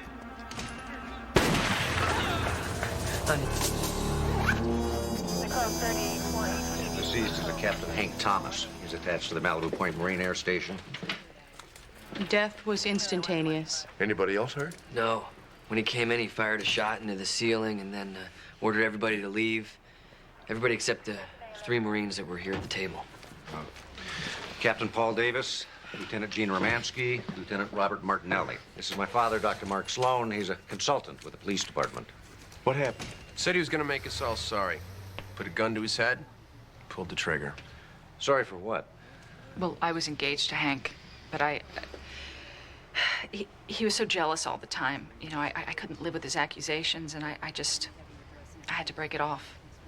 When did you do that? About 2 months ago. Well, after that, he just started stalking me. It was, well, he scared me, and I finally talked to Lieutenant Martinelli about it. You're with military police? That's right. Did you arrest him? It wasn't that easy. Why not? Look, we can do this by braille, or you can actually talk to me and help me get to the bottom of this. Well, Hank was always careful to make sure there are no witnesses. There's nothing really Lieutenant Martinelli could have done. Well, he did ask to meet with me about the situation. That's why we were all here. I'm the adjutant to Colonel Chandler. Chandler's your CO? That's right. Now, Lieutenant Martinelli had briefed me on the situation. I was hoping, well, we were all hoping we could find some way to defuse the situation. I just can't believe he killed himself. Jesse, Alex, I'm sorry. I'll have to conduct a gunshot residue test on you. In fact, I'll have to test you all. That's okay, but you should know we're all covered in residue. We were at the range this morning, qualifying test. Lieutenant Sloan? Hannah Bernstein, NIS. I understand some of our people are involved in a situation. Steve Sloan. Who called you? I did. NIS has jurisdiction over cases involving military personnel. Not off base. Within the city, it's LAPD jurisdiction. Well, there were no civilians killed or wounded. No, but... No civilian witnesses. What's that got to do with anything? This is a Navy investigation. I'll take over. Nice try, but this one belongs to the LAPD. You're only making work for yourself, Detective. And I would think you would have other more pressing matters. Why don't you let me worry about my time management, Warrant Officer Bernstein? I've started my investigation. I'm going to see it through. Do as you like. I intend to. Fine. So, Thomas's death was suicide? Yes, sir. It appears to be, sir. What would make it definitive for you, Detective? I'd like to take a look at Thomas's medical records for state of mind. Medical records are confidential. Yes, but Thomas is dead, and I want this cleaned up quickly. Release the records. Yes, sir. Were you ever in the service, Lieutenant Sloan? Yes, sir. Infantry. No? 2 tours. Well, then you understand. The military likes to clean up its own mess. This is just routine, sir. We'll tread lightly. Good day, sir.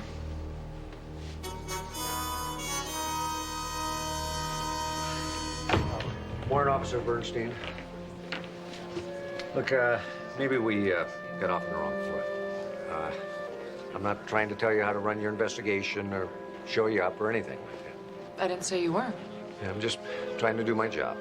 Okay. So, why don't we cooperate? You know, share information, work together. We could do that. Great. Good. Well, I'm glad we had this talk. Just don't do anything without telling me.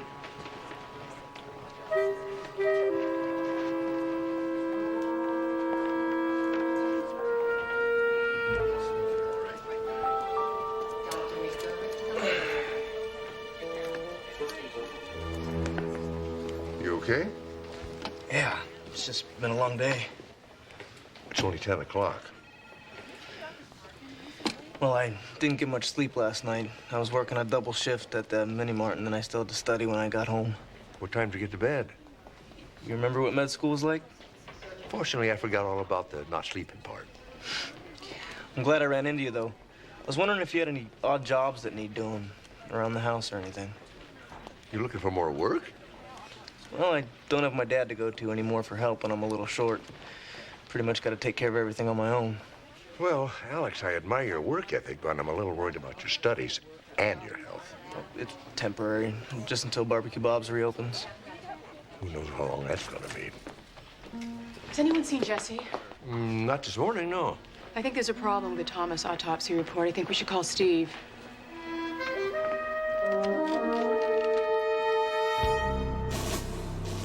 Thomas's medical records support the coroner's findings that he was right-handed. I could have told you that. I used to play softball with him. You were friends? We weren't friends, but I knew him. It's a small post. I know most of the officers. Thomas was shot in his right temple. Now, why would he take the gun in his left hand and try and shoot himself in the right side of his head? I don't know. He was holding the weapon in his left hand. Why would he do that? I mean, if he was right-handed, why would he hold the gun in his left hand? I don't know why he did. I know that he did. The coroner only found traces of gunshot residue on his left and significant residue on his right. So what? I'm left-handed. I do lots of things with both hands. For example, I bat right-handed. Which hand do you shoot with? What does it matter what I do? Hank Thomas had a weapon in his left hand. He shot himself in the head. I saw him. Now, you can ask your friend, Dr. Travis. He saw him holding the weapon in his left hand. He saw him fire it into the ceiling.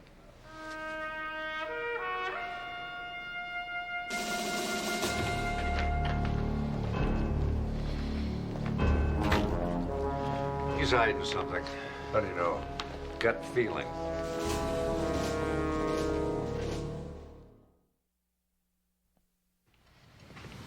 Okay, guys, tell me what you think. Honestly, I'm thinking about getting a machine for the restaurant. A cappuccino machine and a barbecue joint? Yeah, ribs and latte. That makes a lot of sense. Right there. What's Alex doing out there? I've got him repairing those broken tiles on the roof. I hate flower puzzles. All the pieces look the same. Jess, are you positive Thomas had his gun in his left hand? Steve, I saw what I saw. He used his left hand. Yeah, but it's possible that he transferred the gun to his right hand before he shot himself. After he fired one shot into the ceiling with his left hand. And 3 Marine officers are lying about what happened. Yeah, Jesse's right. Why would they all lie? There it is. No, I already tried that piece. You had it upside down. Oh. How's the coffee? It's great. You went to the air station and interviewed Captain Davis without me? Oh, Hannah, yeah, What happened to let's cooperate? Or I think we got off on the wrong foot. Well, I was acting on information that had just come in. I, made a mistake. I'm sorry. You said you would keep me informed. I know, I, forgot. I'm sorry, can we talk about it? I'm sorry.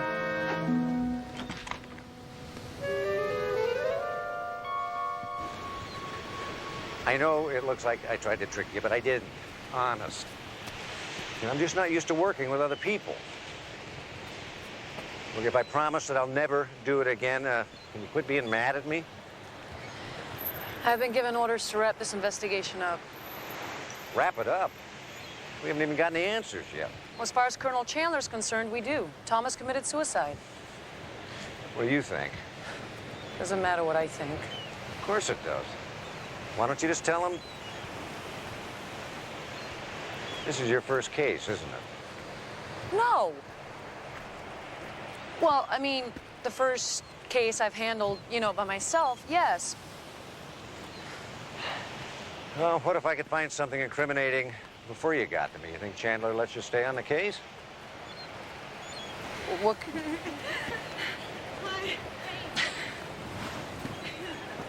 What could you find? Think you could get me into Thomas's quarters? Are you crazy? Yeah, a little bit. How about you? Little.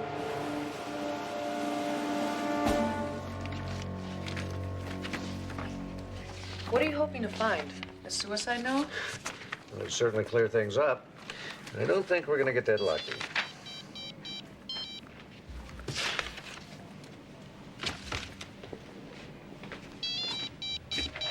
Over there?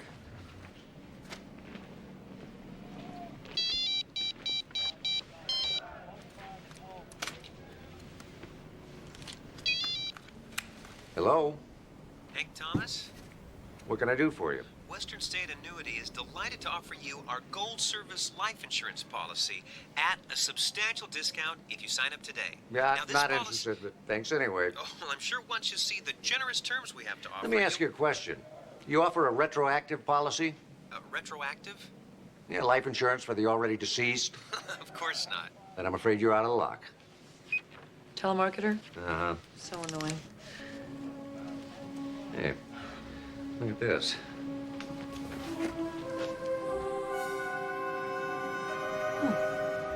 Can you retrieve them? With a little help. You still there, Mr. Tate? Yes, And you received the search warrant? I have it right here. Do you want me to play the messages for you now? Go ahead. Hank Thomas, this is Mega Hits Movies. The 2 videos you reserved are ready for pickup. We're open until 11 tonight.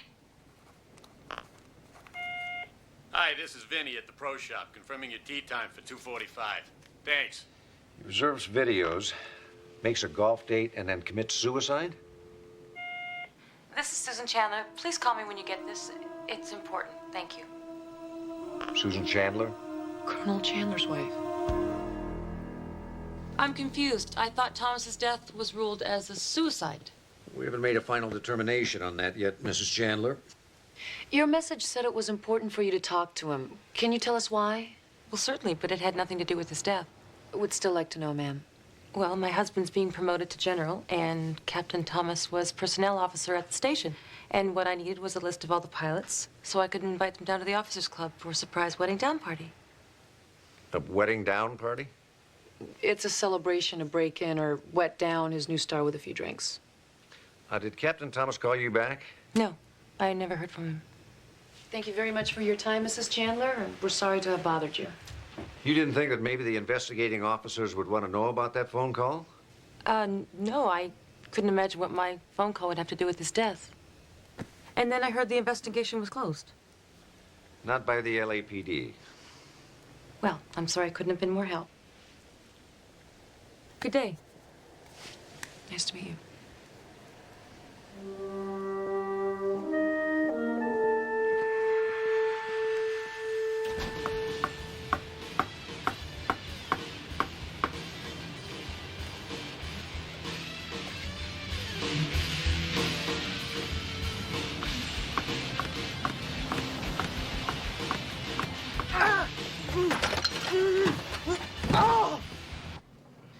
Please promise me you won't tell Dr. Sloan or Dr. Travis about this. Alex. I can't afford to lose either one of my jobs.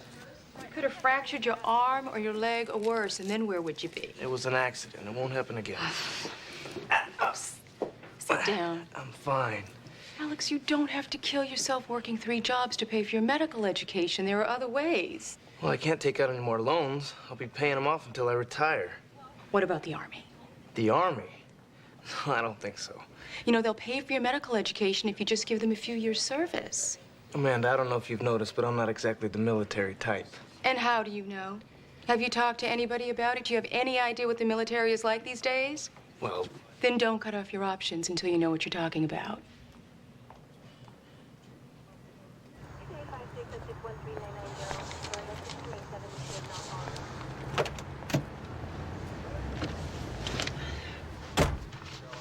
So that's it. A quick lunch and we close the files on Thomas's death. Maybe not. Did you find something? Whoops. What is your point, Lieutenant? No witnesses, no corroboration, no evidence of prior incidents. That's your big investigative breakthrough. I already told you there were no witnesses. Well, I got to thinking. Maybe there were no witnesses because it never happened. What, you think Romansky just made the whole thing up? She just came to me out of the blue and said, help me, my ex-boyfriend is stalking me. Thomas isn't fit the profile of a stalker, not even close. You saw the letters he wrote to her? They were in his file. I saw some very incriminating typed letters, unsigned. How do I know they were from him? You're going along with this? Just because the letters were unsigned? Well, there is one other thing.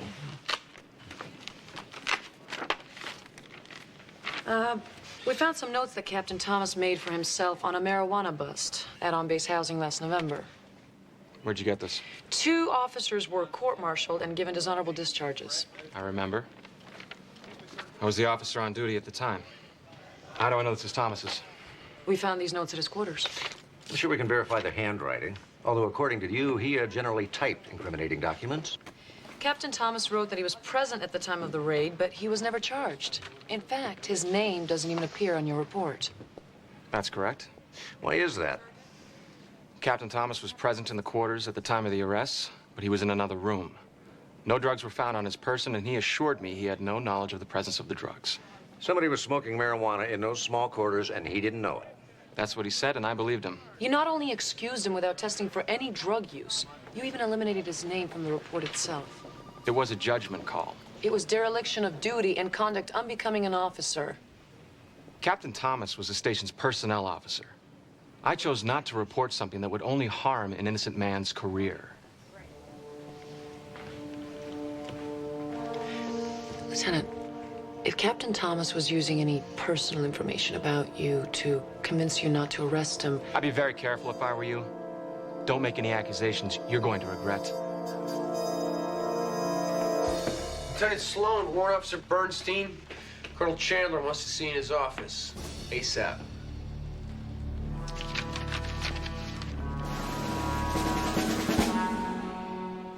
You said you would tread lightly. Sir, there is a limit to how lightly you can tread and still manage to conduct a criminal investigation. You've gone to my personal quarters, upset my wife, ruined what would have been a wonderful surprise for me. Now, if that's treading lightly, remind me never to go on a recon mission with you. Sir, we are following a legitimate investigation. The investigation of a suicide. Now, look, Captain Davis told me about this right hand, left hand crap. It's nonsense. I may not have any jurisdiction over the LAPD, but, Warrant Officer Bernstein, I want your report on my desk tomorrow morning. Your final report. Is that understood?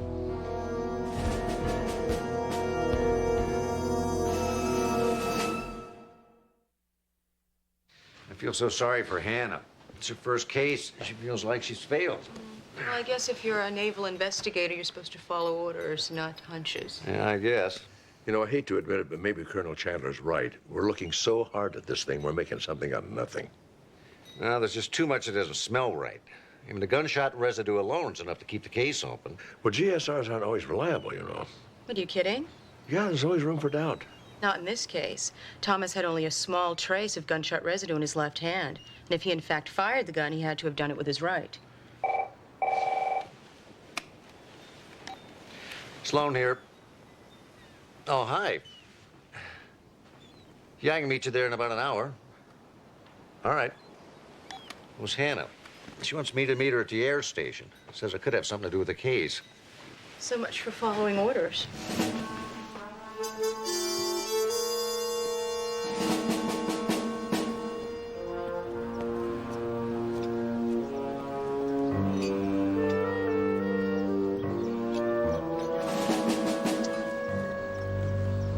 This is kind of cloak and dagger, isn't it?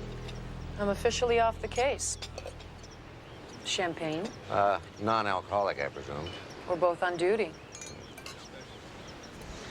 So, what did you find out not investigating? Well, I started thinking about what Susan Chandler said.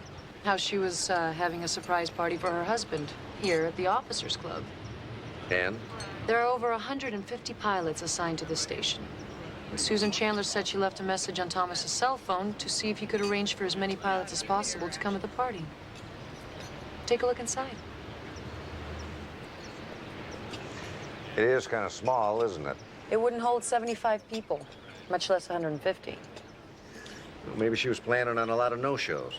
I considered that. So I asked if she had booked the room for the night in question, or for any night for that matter. No party plan. Which means... She lied to us. Shocking, isn't it? Maybe I should have another talk with her. Well, did I mention that tomorrow is my day off?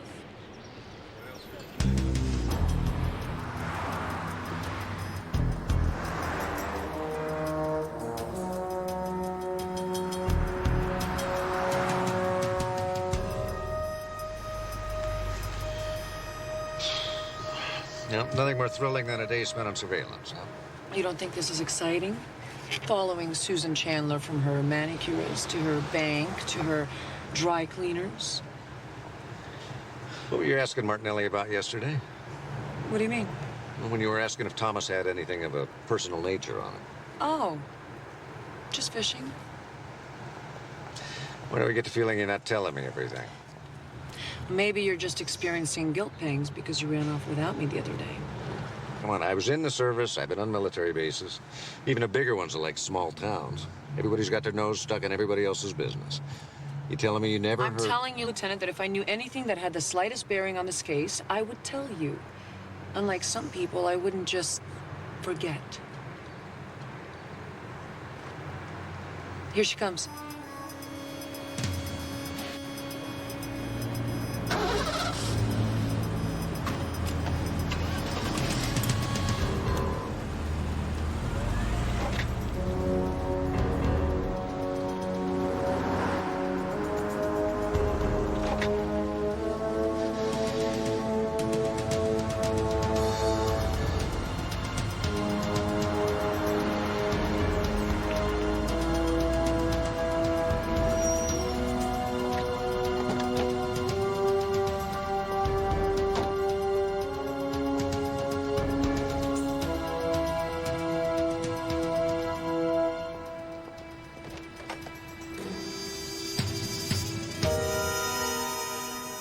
Well, what do we have here?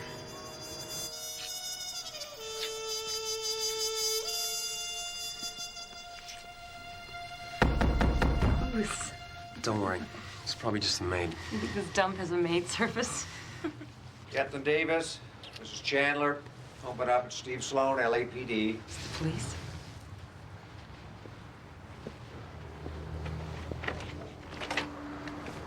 What's the meaning of this? Can we come in, or would you prefer to talk about this in public?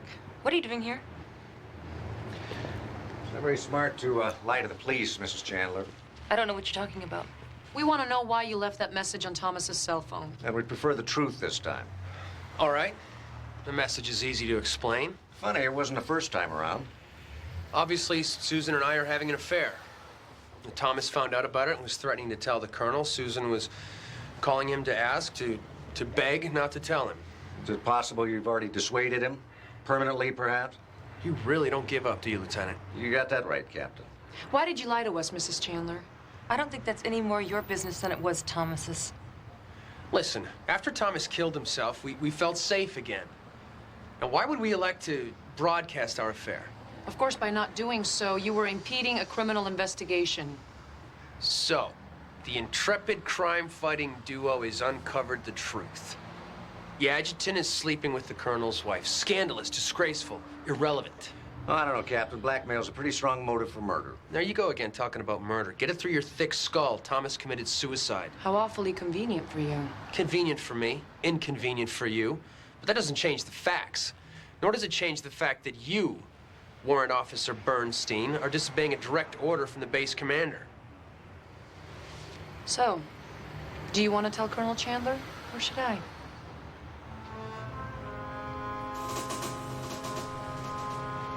Not exactly a match made in heaven. My experience, most matches aren't. You must be older than you look.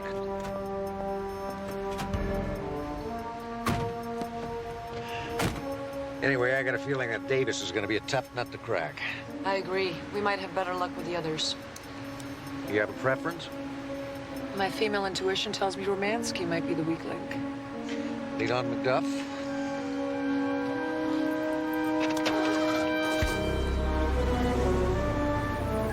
I was told I didn't have to talk to you, okay? On base, maybe. But the second you walk off this base, I'll have you picked up and brought in for questioning. Could be very inconvenient. Lieutenant Romansky, we just want to clear this thing up. A couple of questions, and we'll leave you alone. You had an affair with Captain Thomas. I told you that we were engaged. According to your 201 file, you were married to someone else. Yeah, my first husband died in Bosnia. I'm sorry. But before he was transferred overseas, he served in the same battalion as Captain Thomas, isn't that correct? Yes, but we weren't having an affair then, if that's what you're implying. I barely knew Hank before my husband died. Was Captain Thomas the battalion personnel officer back then? What does this have to do with Hank's suicide? Isn't it possible that Captain Thomas was responsible for having your husband transferred to Bosnia? I think that's more than a couple of questions. And despite your threats, Lieutenant Sloan, the next time you question me, I'm gonna want a lawyer present.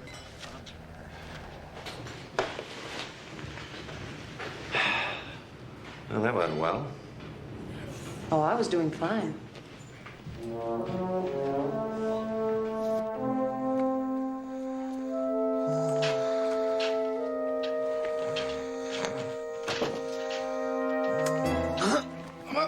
Come up.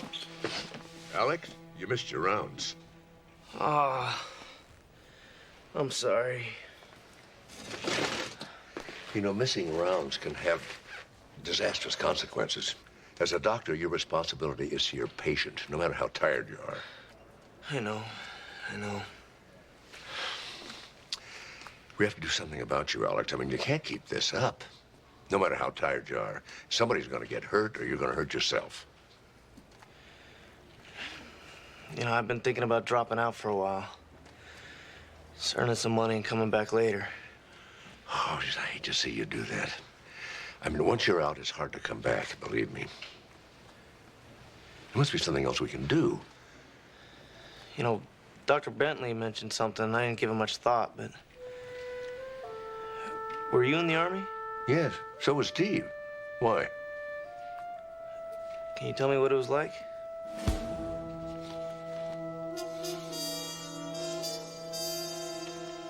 Me with my old MASH unit in Korea. God, I was barely older than you are right now. Was it rough? How do you mean? Well, being in battlefield conditions, treating those kind of injuries. I mean, how'd you know you could handle it? You don't. I know some of them couldn't. Had to be sent home. How about you? Scared to death. Oh, I got introduced to myself over there. I learned self-discipline, though. I think it made me a better doctor. How? Oh, you see a wider range of illnesses and injuries with a lot less to work with than you do in a civilian hospital. Learned a lot. I felt I was contributing something. You know, I liked that, too. But, you know, that's the way it was for me. You got to find out for yourself, Alex. So that's Steve in Vietnam, huh? Yeah. With his platoon on his first tour. Is that Steve? No, that's Steve. Gosh, how can you tell? With the hair and the uniforms, they all look alike. Yeah, they do, don't they? Thank you very much, Alex. At first, I didn't see it. Something that Alex said before. Jesse, do you remember anything about the three Marines when they first came in? Like what? Well, did they say anything odd or act strangely?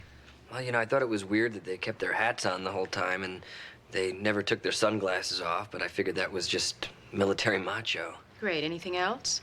I don't know, when I showed them to the table, one of them told another one, sit down, sort of like a command. Who took the order? I did. One of them asked for 3 specials. Which one said what? To be honest with you, Steve, I couldn't tell you. They all were in uniform. They had short hair. Exactly. They all looked alike. Yes, they did. They all looked alike. Hey, Steve, you and Amanda and Hannah come over here and sit where the 3 Marines were sitting. Oh, come on, Dad. I think I know exactly what happened. Sit here, and Jesse, you stay by the register where you were. Okay, we'll just do a run through here. I'll be the shooter, the left-handed shooter. Okay, let's just see what develops here. Okay, 3 identical Marines at the table and another one coming in the door. Everybody out! Whoa, hey, let's take it easy, okay? Hank, don't do this, please. Sit down! Please, Hank. Shut up! Look, why don't you just put the gun down, okay? Go pull the blinds. Okay. Okay, look, I'm shutting the blinds, okay? And now I need you to do something for me, okay? I got something to settle. Okay, look, we could work this out. Okay, just put the gun down. Until you leave now. Look, I can't leave while you're threatening people. Get out of here now or I kill them all. Look, you're making it worse. Go outside. We'll talk to him, please.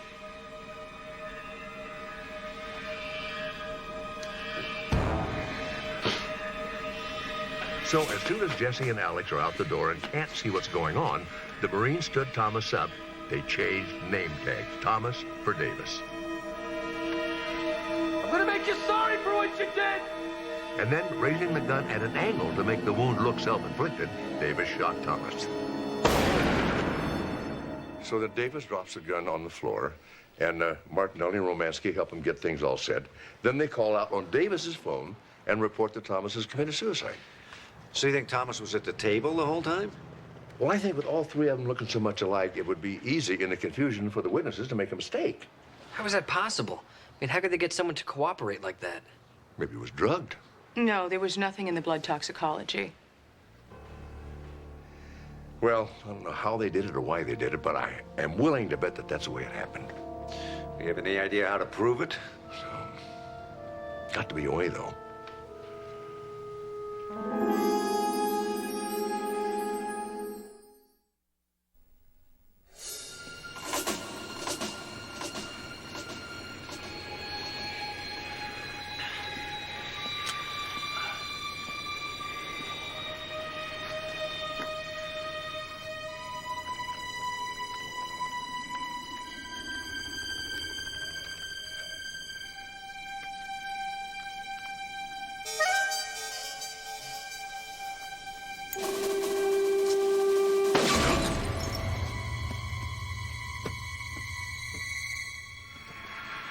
You're sure about this?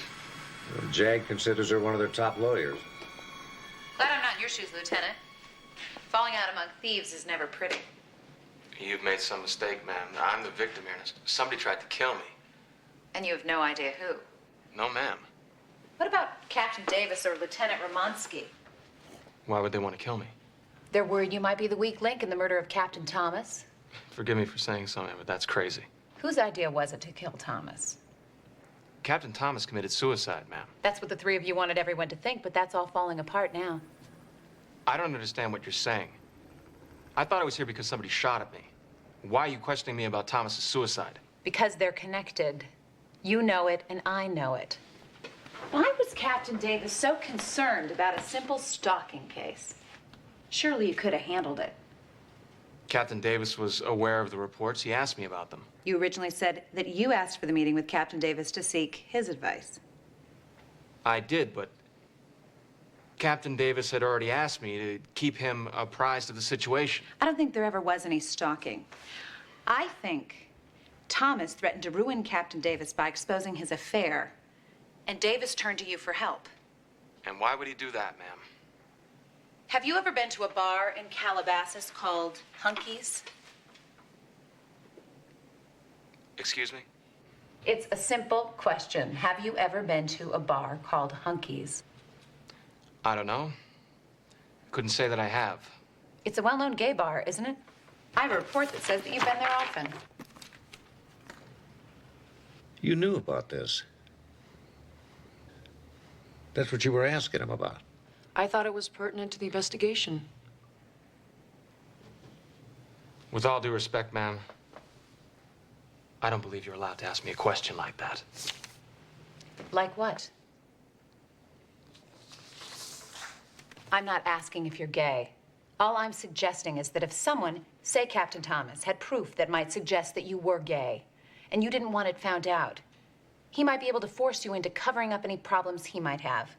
An arrest for marijuana, for example, which might make you willing to go in on a plot with Captain Davis and Lieutenant Romansky. There is no plot, ma'am. Then why did they try to kill you? I want to see you now.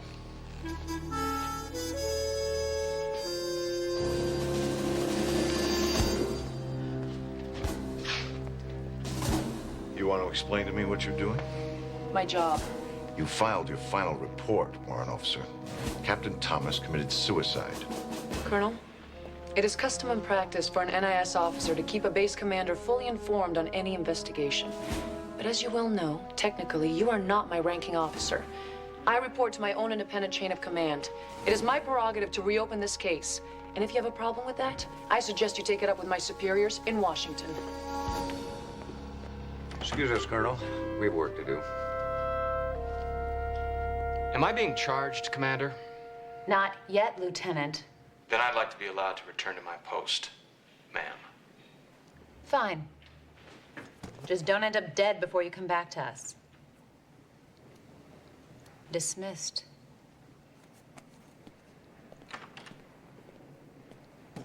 I thought we had it for a minute. Commander McPherson, would you have another moment? Yeah. What can I do for you, Dr. Sloan? I was wondering if you'd talk to a young friend of mine. Sure. You paged me? Yes, I ran the second toxicology on Thomas's blood, but it still tested negative for drugs.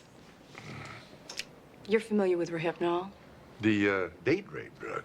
Exactly. It causes a semi-hypnotic state, causing suggestibility and compliance. It's odorless, colorless, and tasteless. But more to the point, its effects last for 6 to 8 hours, but it's completely out of the blood in 2. So if Thomas was given Rohypnol over 2 hours before he was shot, he would have been susceptible still when he was brought to barbecue Bob's. And made to sit down quietly with the others, but compliant enough to stand while Davis shot him. How do we prove it? I said the Rohypnol's out of the blood in 2 hours. However, it remains in the urine for up to 12. These are Thomas's uniform trousers. Now, when he was shot, his bladder voided. I went on a hunch, and I tested the stains, and they tested positive for Rohypnol. Good work. Very good. I told you repeatedly what happened in that restaurant. Now, your refusal to be satisfied is verging on harassment. Captain Davis, you're in the military and are subject to as much harassment as we deem fit to dish out, especially during a murder investigation. Oh, so it's a murder now? Always has been. Oh, you made a nice try at covering it up, but it's not going to work. Traces of the drug you used to dope Thomas were found in his urine. And we think we know your motives. Oh, what would those be? Thomas was going to reveal your affair and ruin your chances of promotion. And I suppose Lieutenant Martinelli and Lieutenant Romansky just went along with me out of the goodness of their hearts. Thomas knew that Martinelli was gay, and the lieutenant got tired of having it held over his head. As for Lieutenant Romansky, we're still checking, but we have reason to believe that Thomas was instrumental in having her first husband sent overseas, where he died. So you think I impersonated Davis and then shot him in the head? Yes.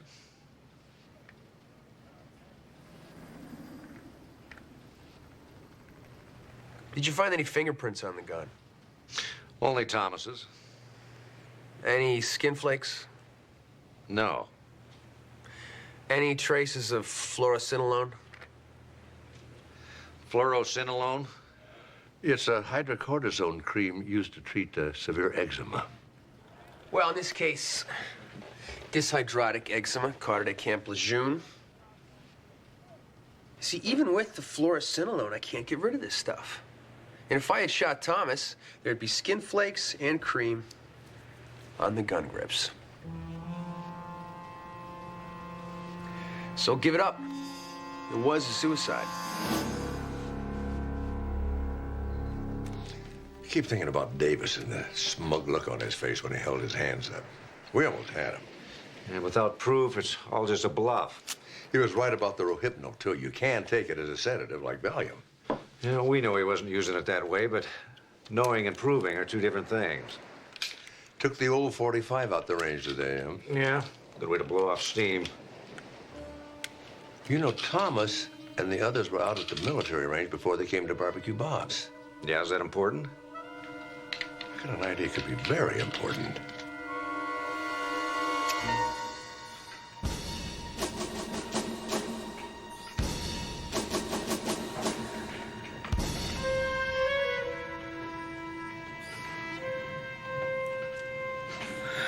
Kind of make some more accusations based on your unprovable theories? You've been talking to Captain Davis. What did you expect? Well, we really expected we'd have to get one of you to break before we could prove you were involved in this conspiracy. But then it became unnecessary. What do you mean? Well, I had the dynamics of this situation a little bit wrong. Davis didn't shoot Thomas. You did. What do you expect me to do, break down and confess? You guys are ridiculous. Thomas's prints were on the outside of his gun. So? Well, somebody had to reload Thomas's gun when you left the firing range. And your fingerprints were all over the magazine and the bullets. I didn't want to have anything to do with it. Shut up. Robert and Davis planned it. Look, Davis knew he would lose the promotion if his affair came out. Why did you go along with it? He sent my husband to Bosnia, where he was killed. I mean, he told me about it when I broke up with him, and then he bragged about it. He only did it so he could have me. I hated him. Jean, shut your mouth. He's bluffing. Just keep your mouth shut. And it's gonna be their word against ours. Smile. You're on candid camera. He's on the move. Let's go.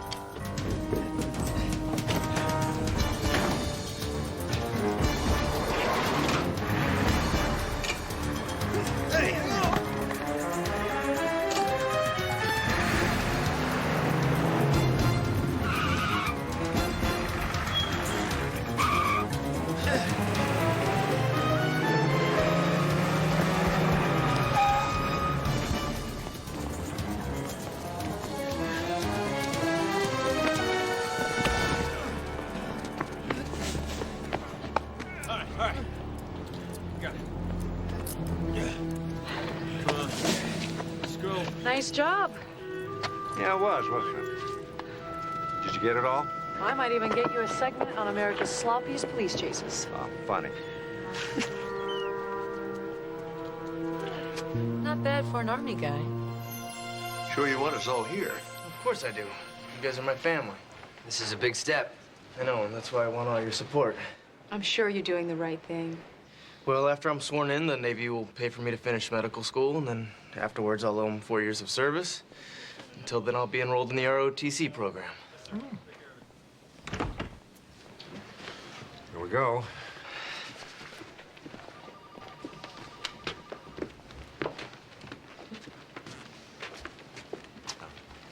We'll be right in. You know, I did some checking. Both Davis and Romansky have solid alibis for the night Martinelli was shot at. They've all confessed to the murder. Why worry about who shot at Martinelli? Because this time their alibis are real. Hannah, an investigator that wasn't very good or didn't believe in himself might have to stoop to tricks like that to force a confession. But you shouldn't have to. You're too good, Hannah. Come on, they're waiting on us.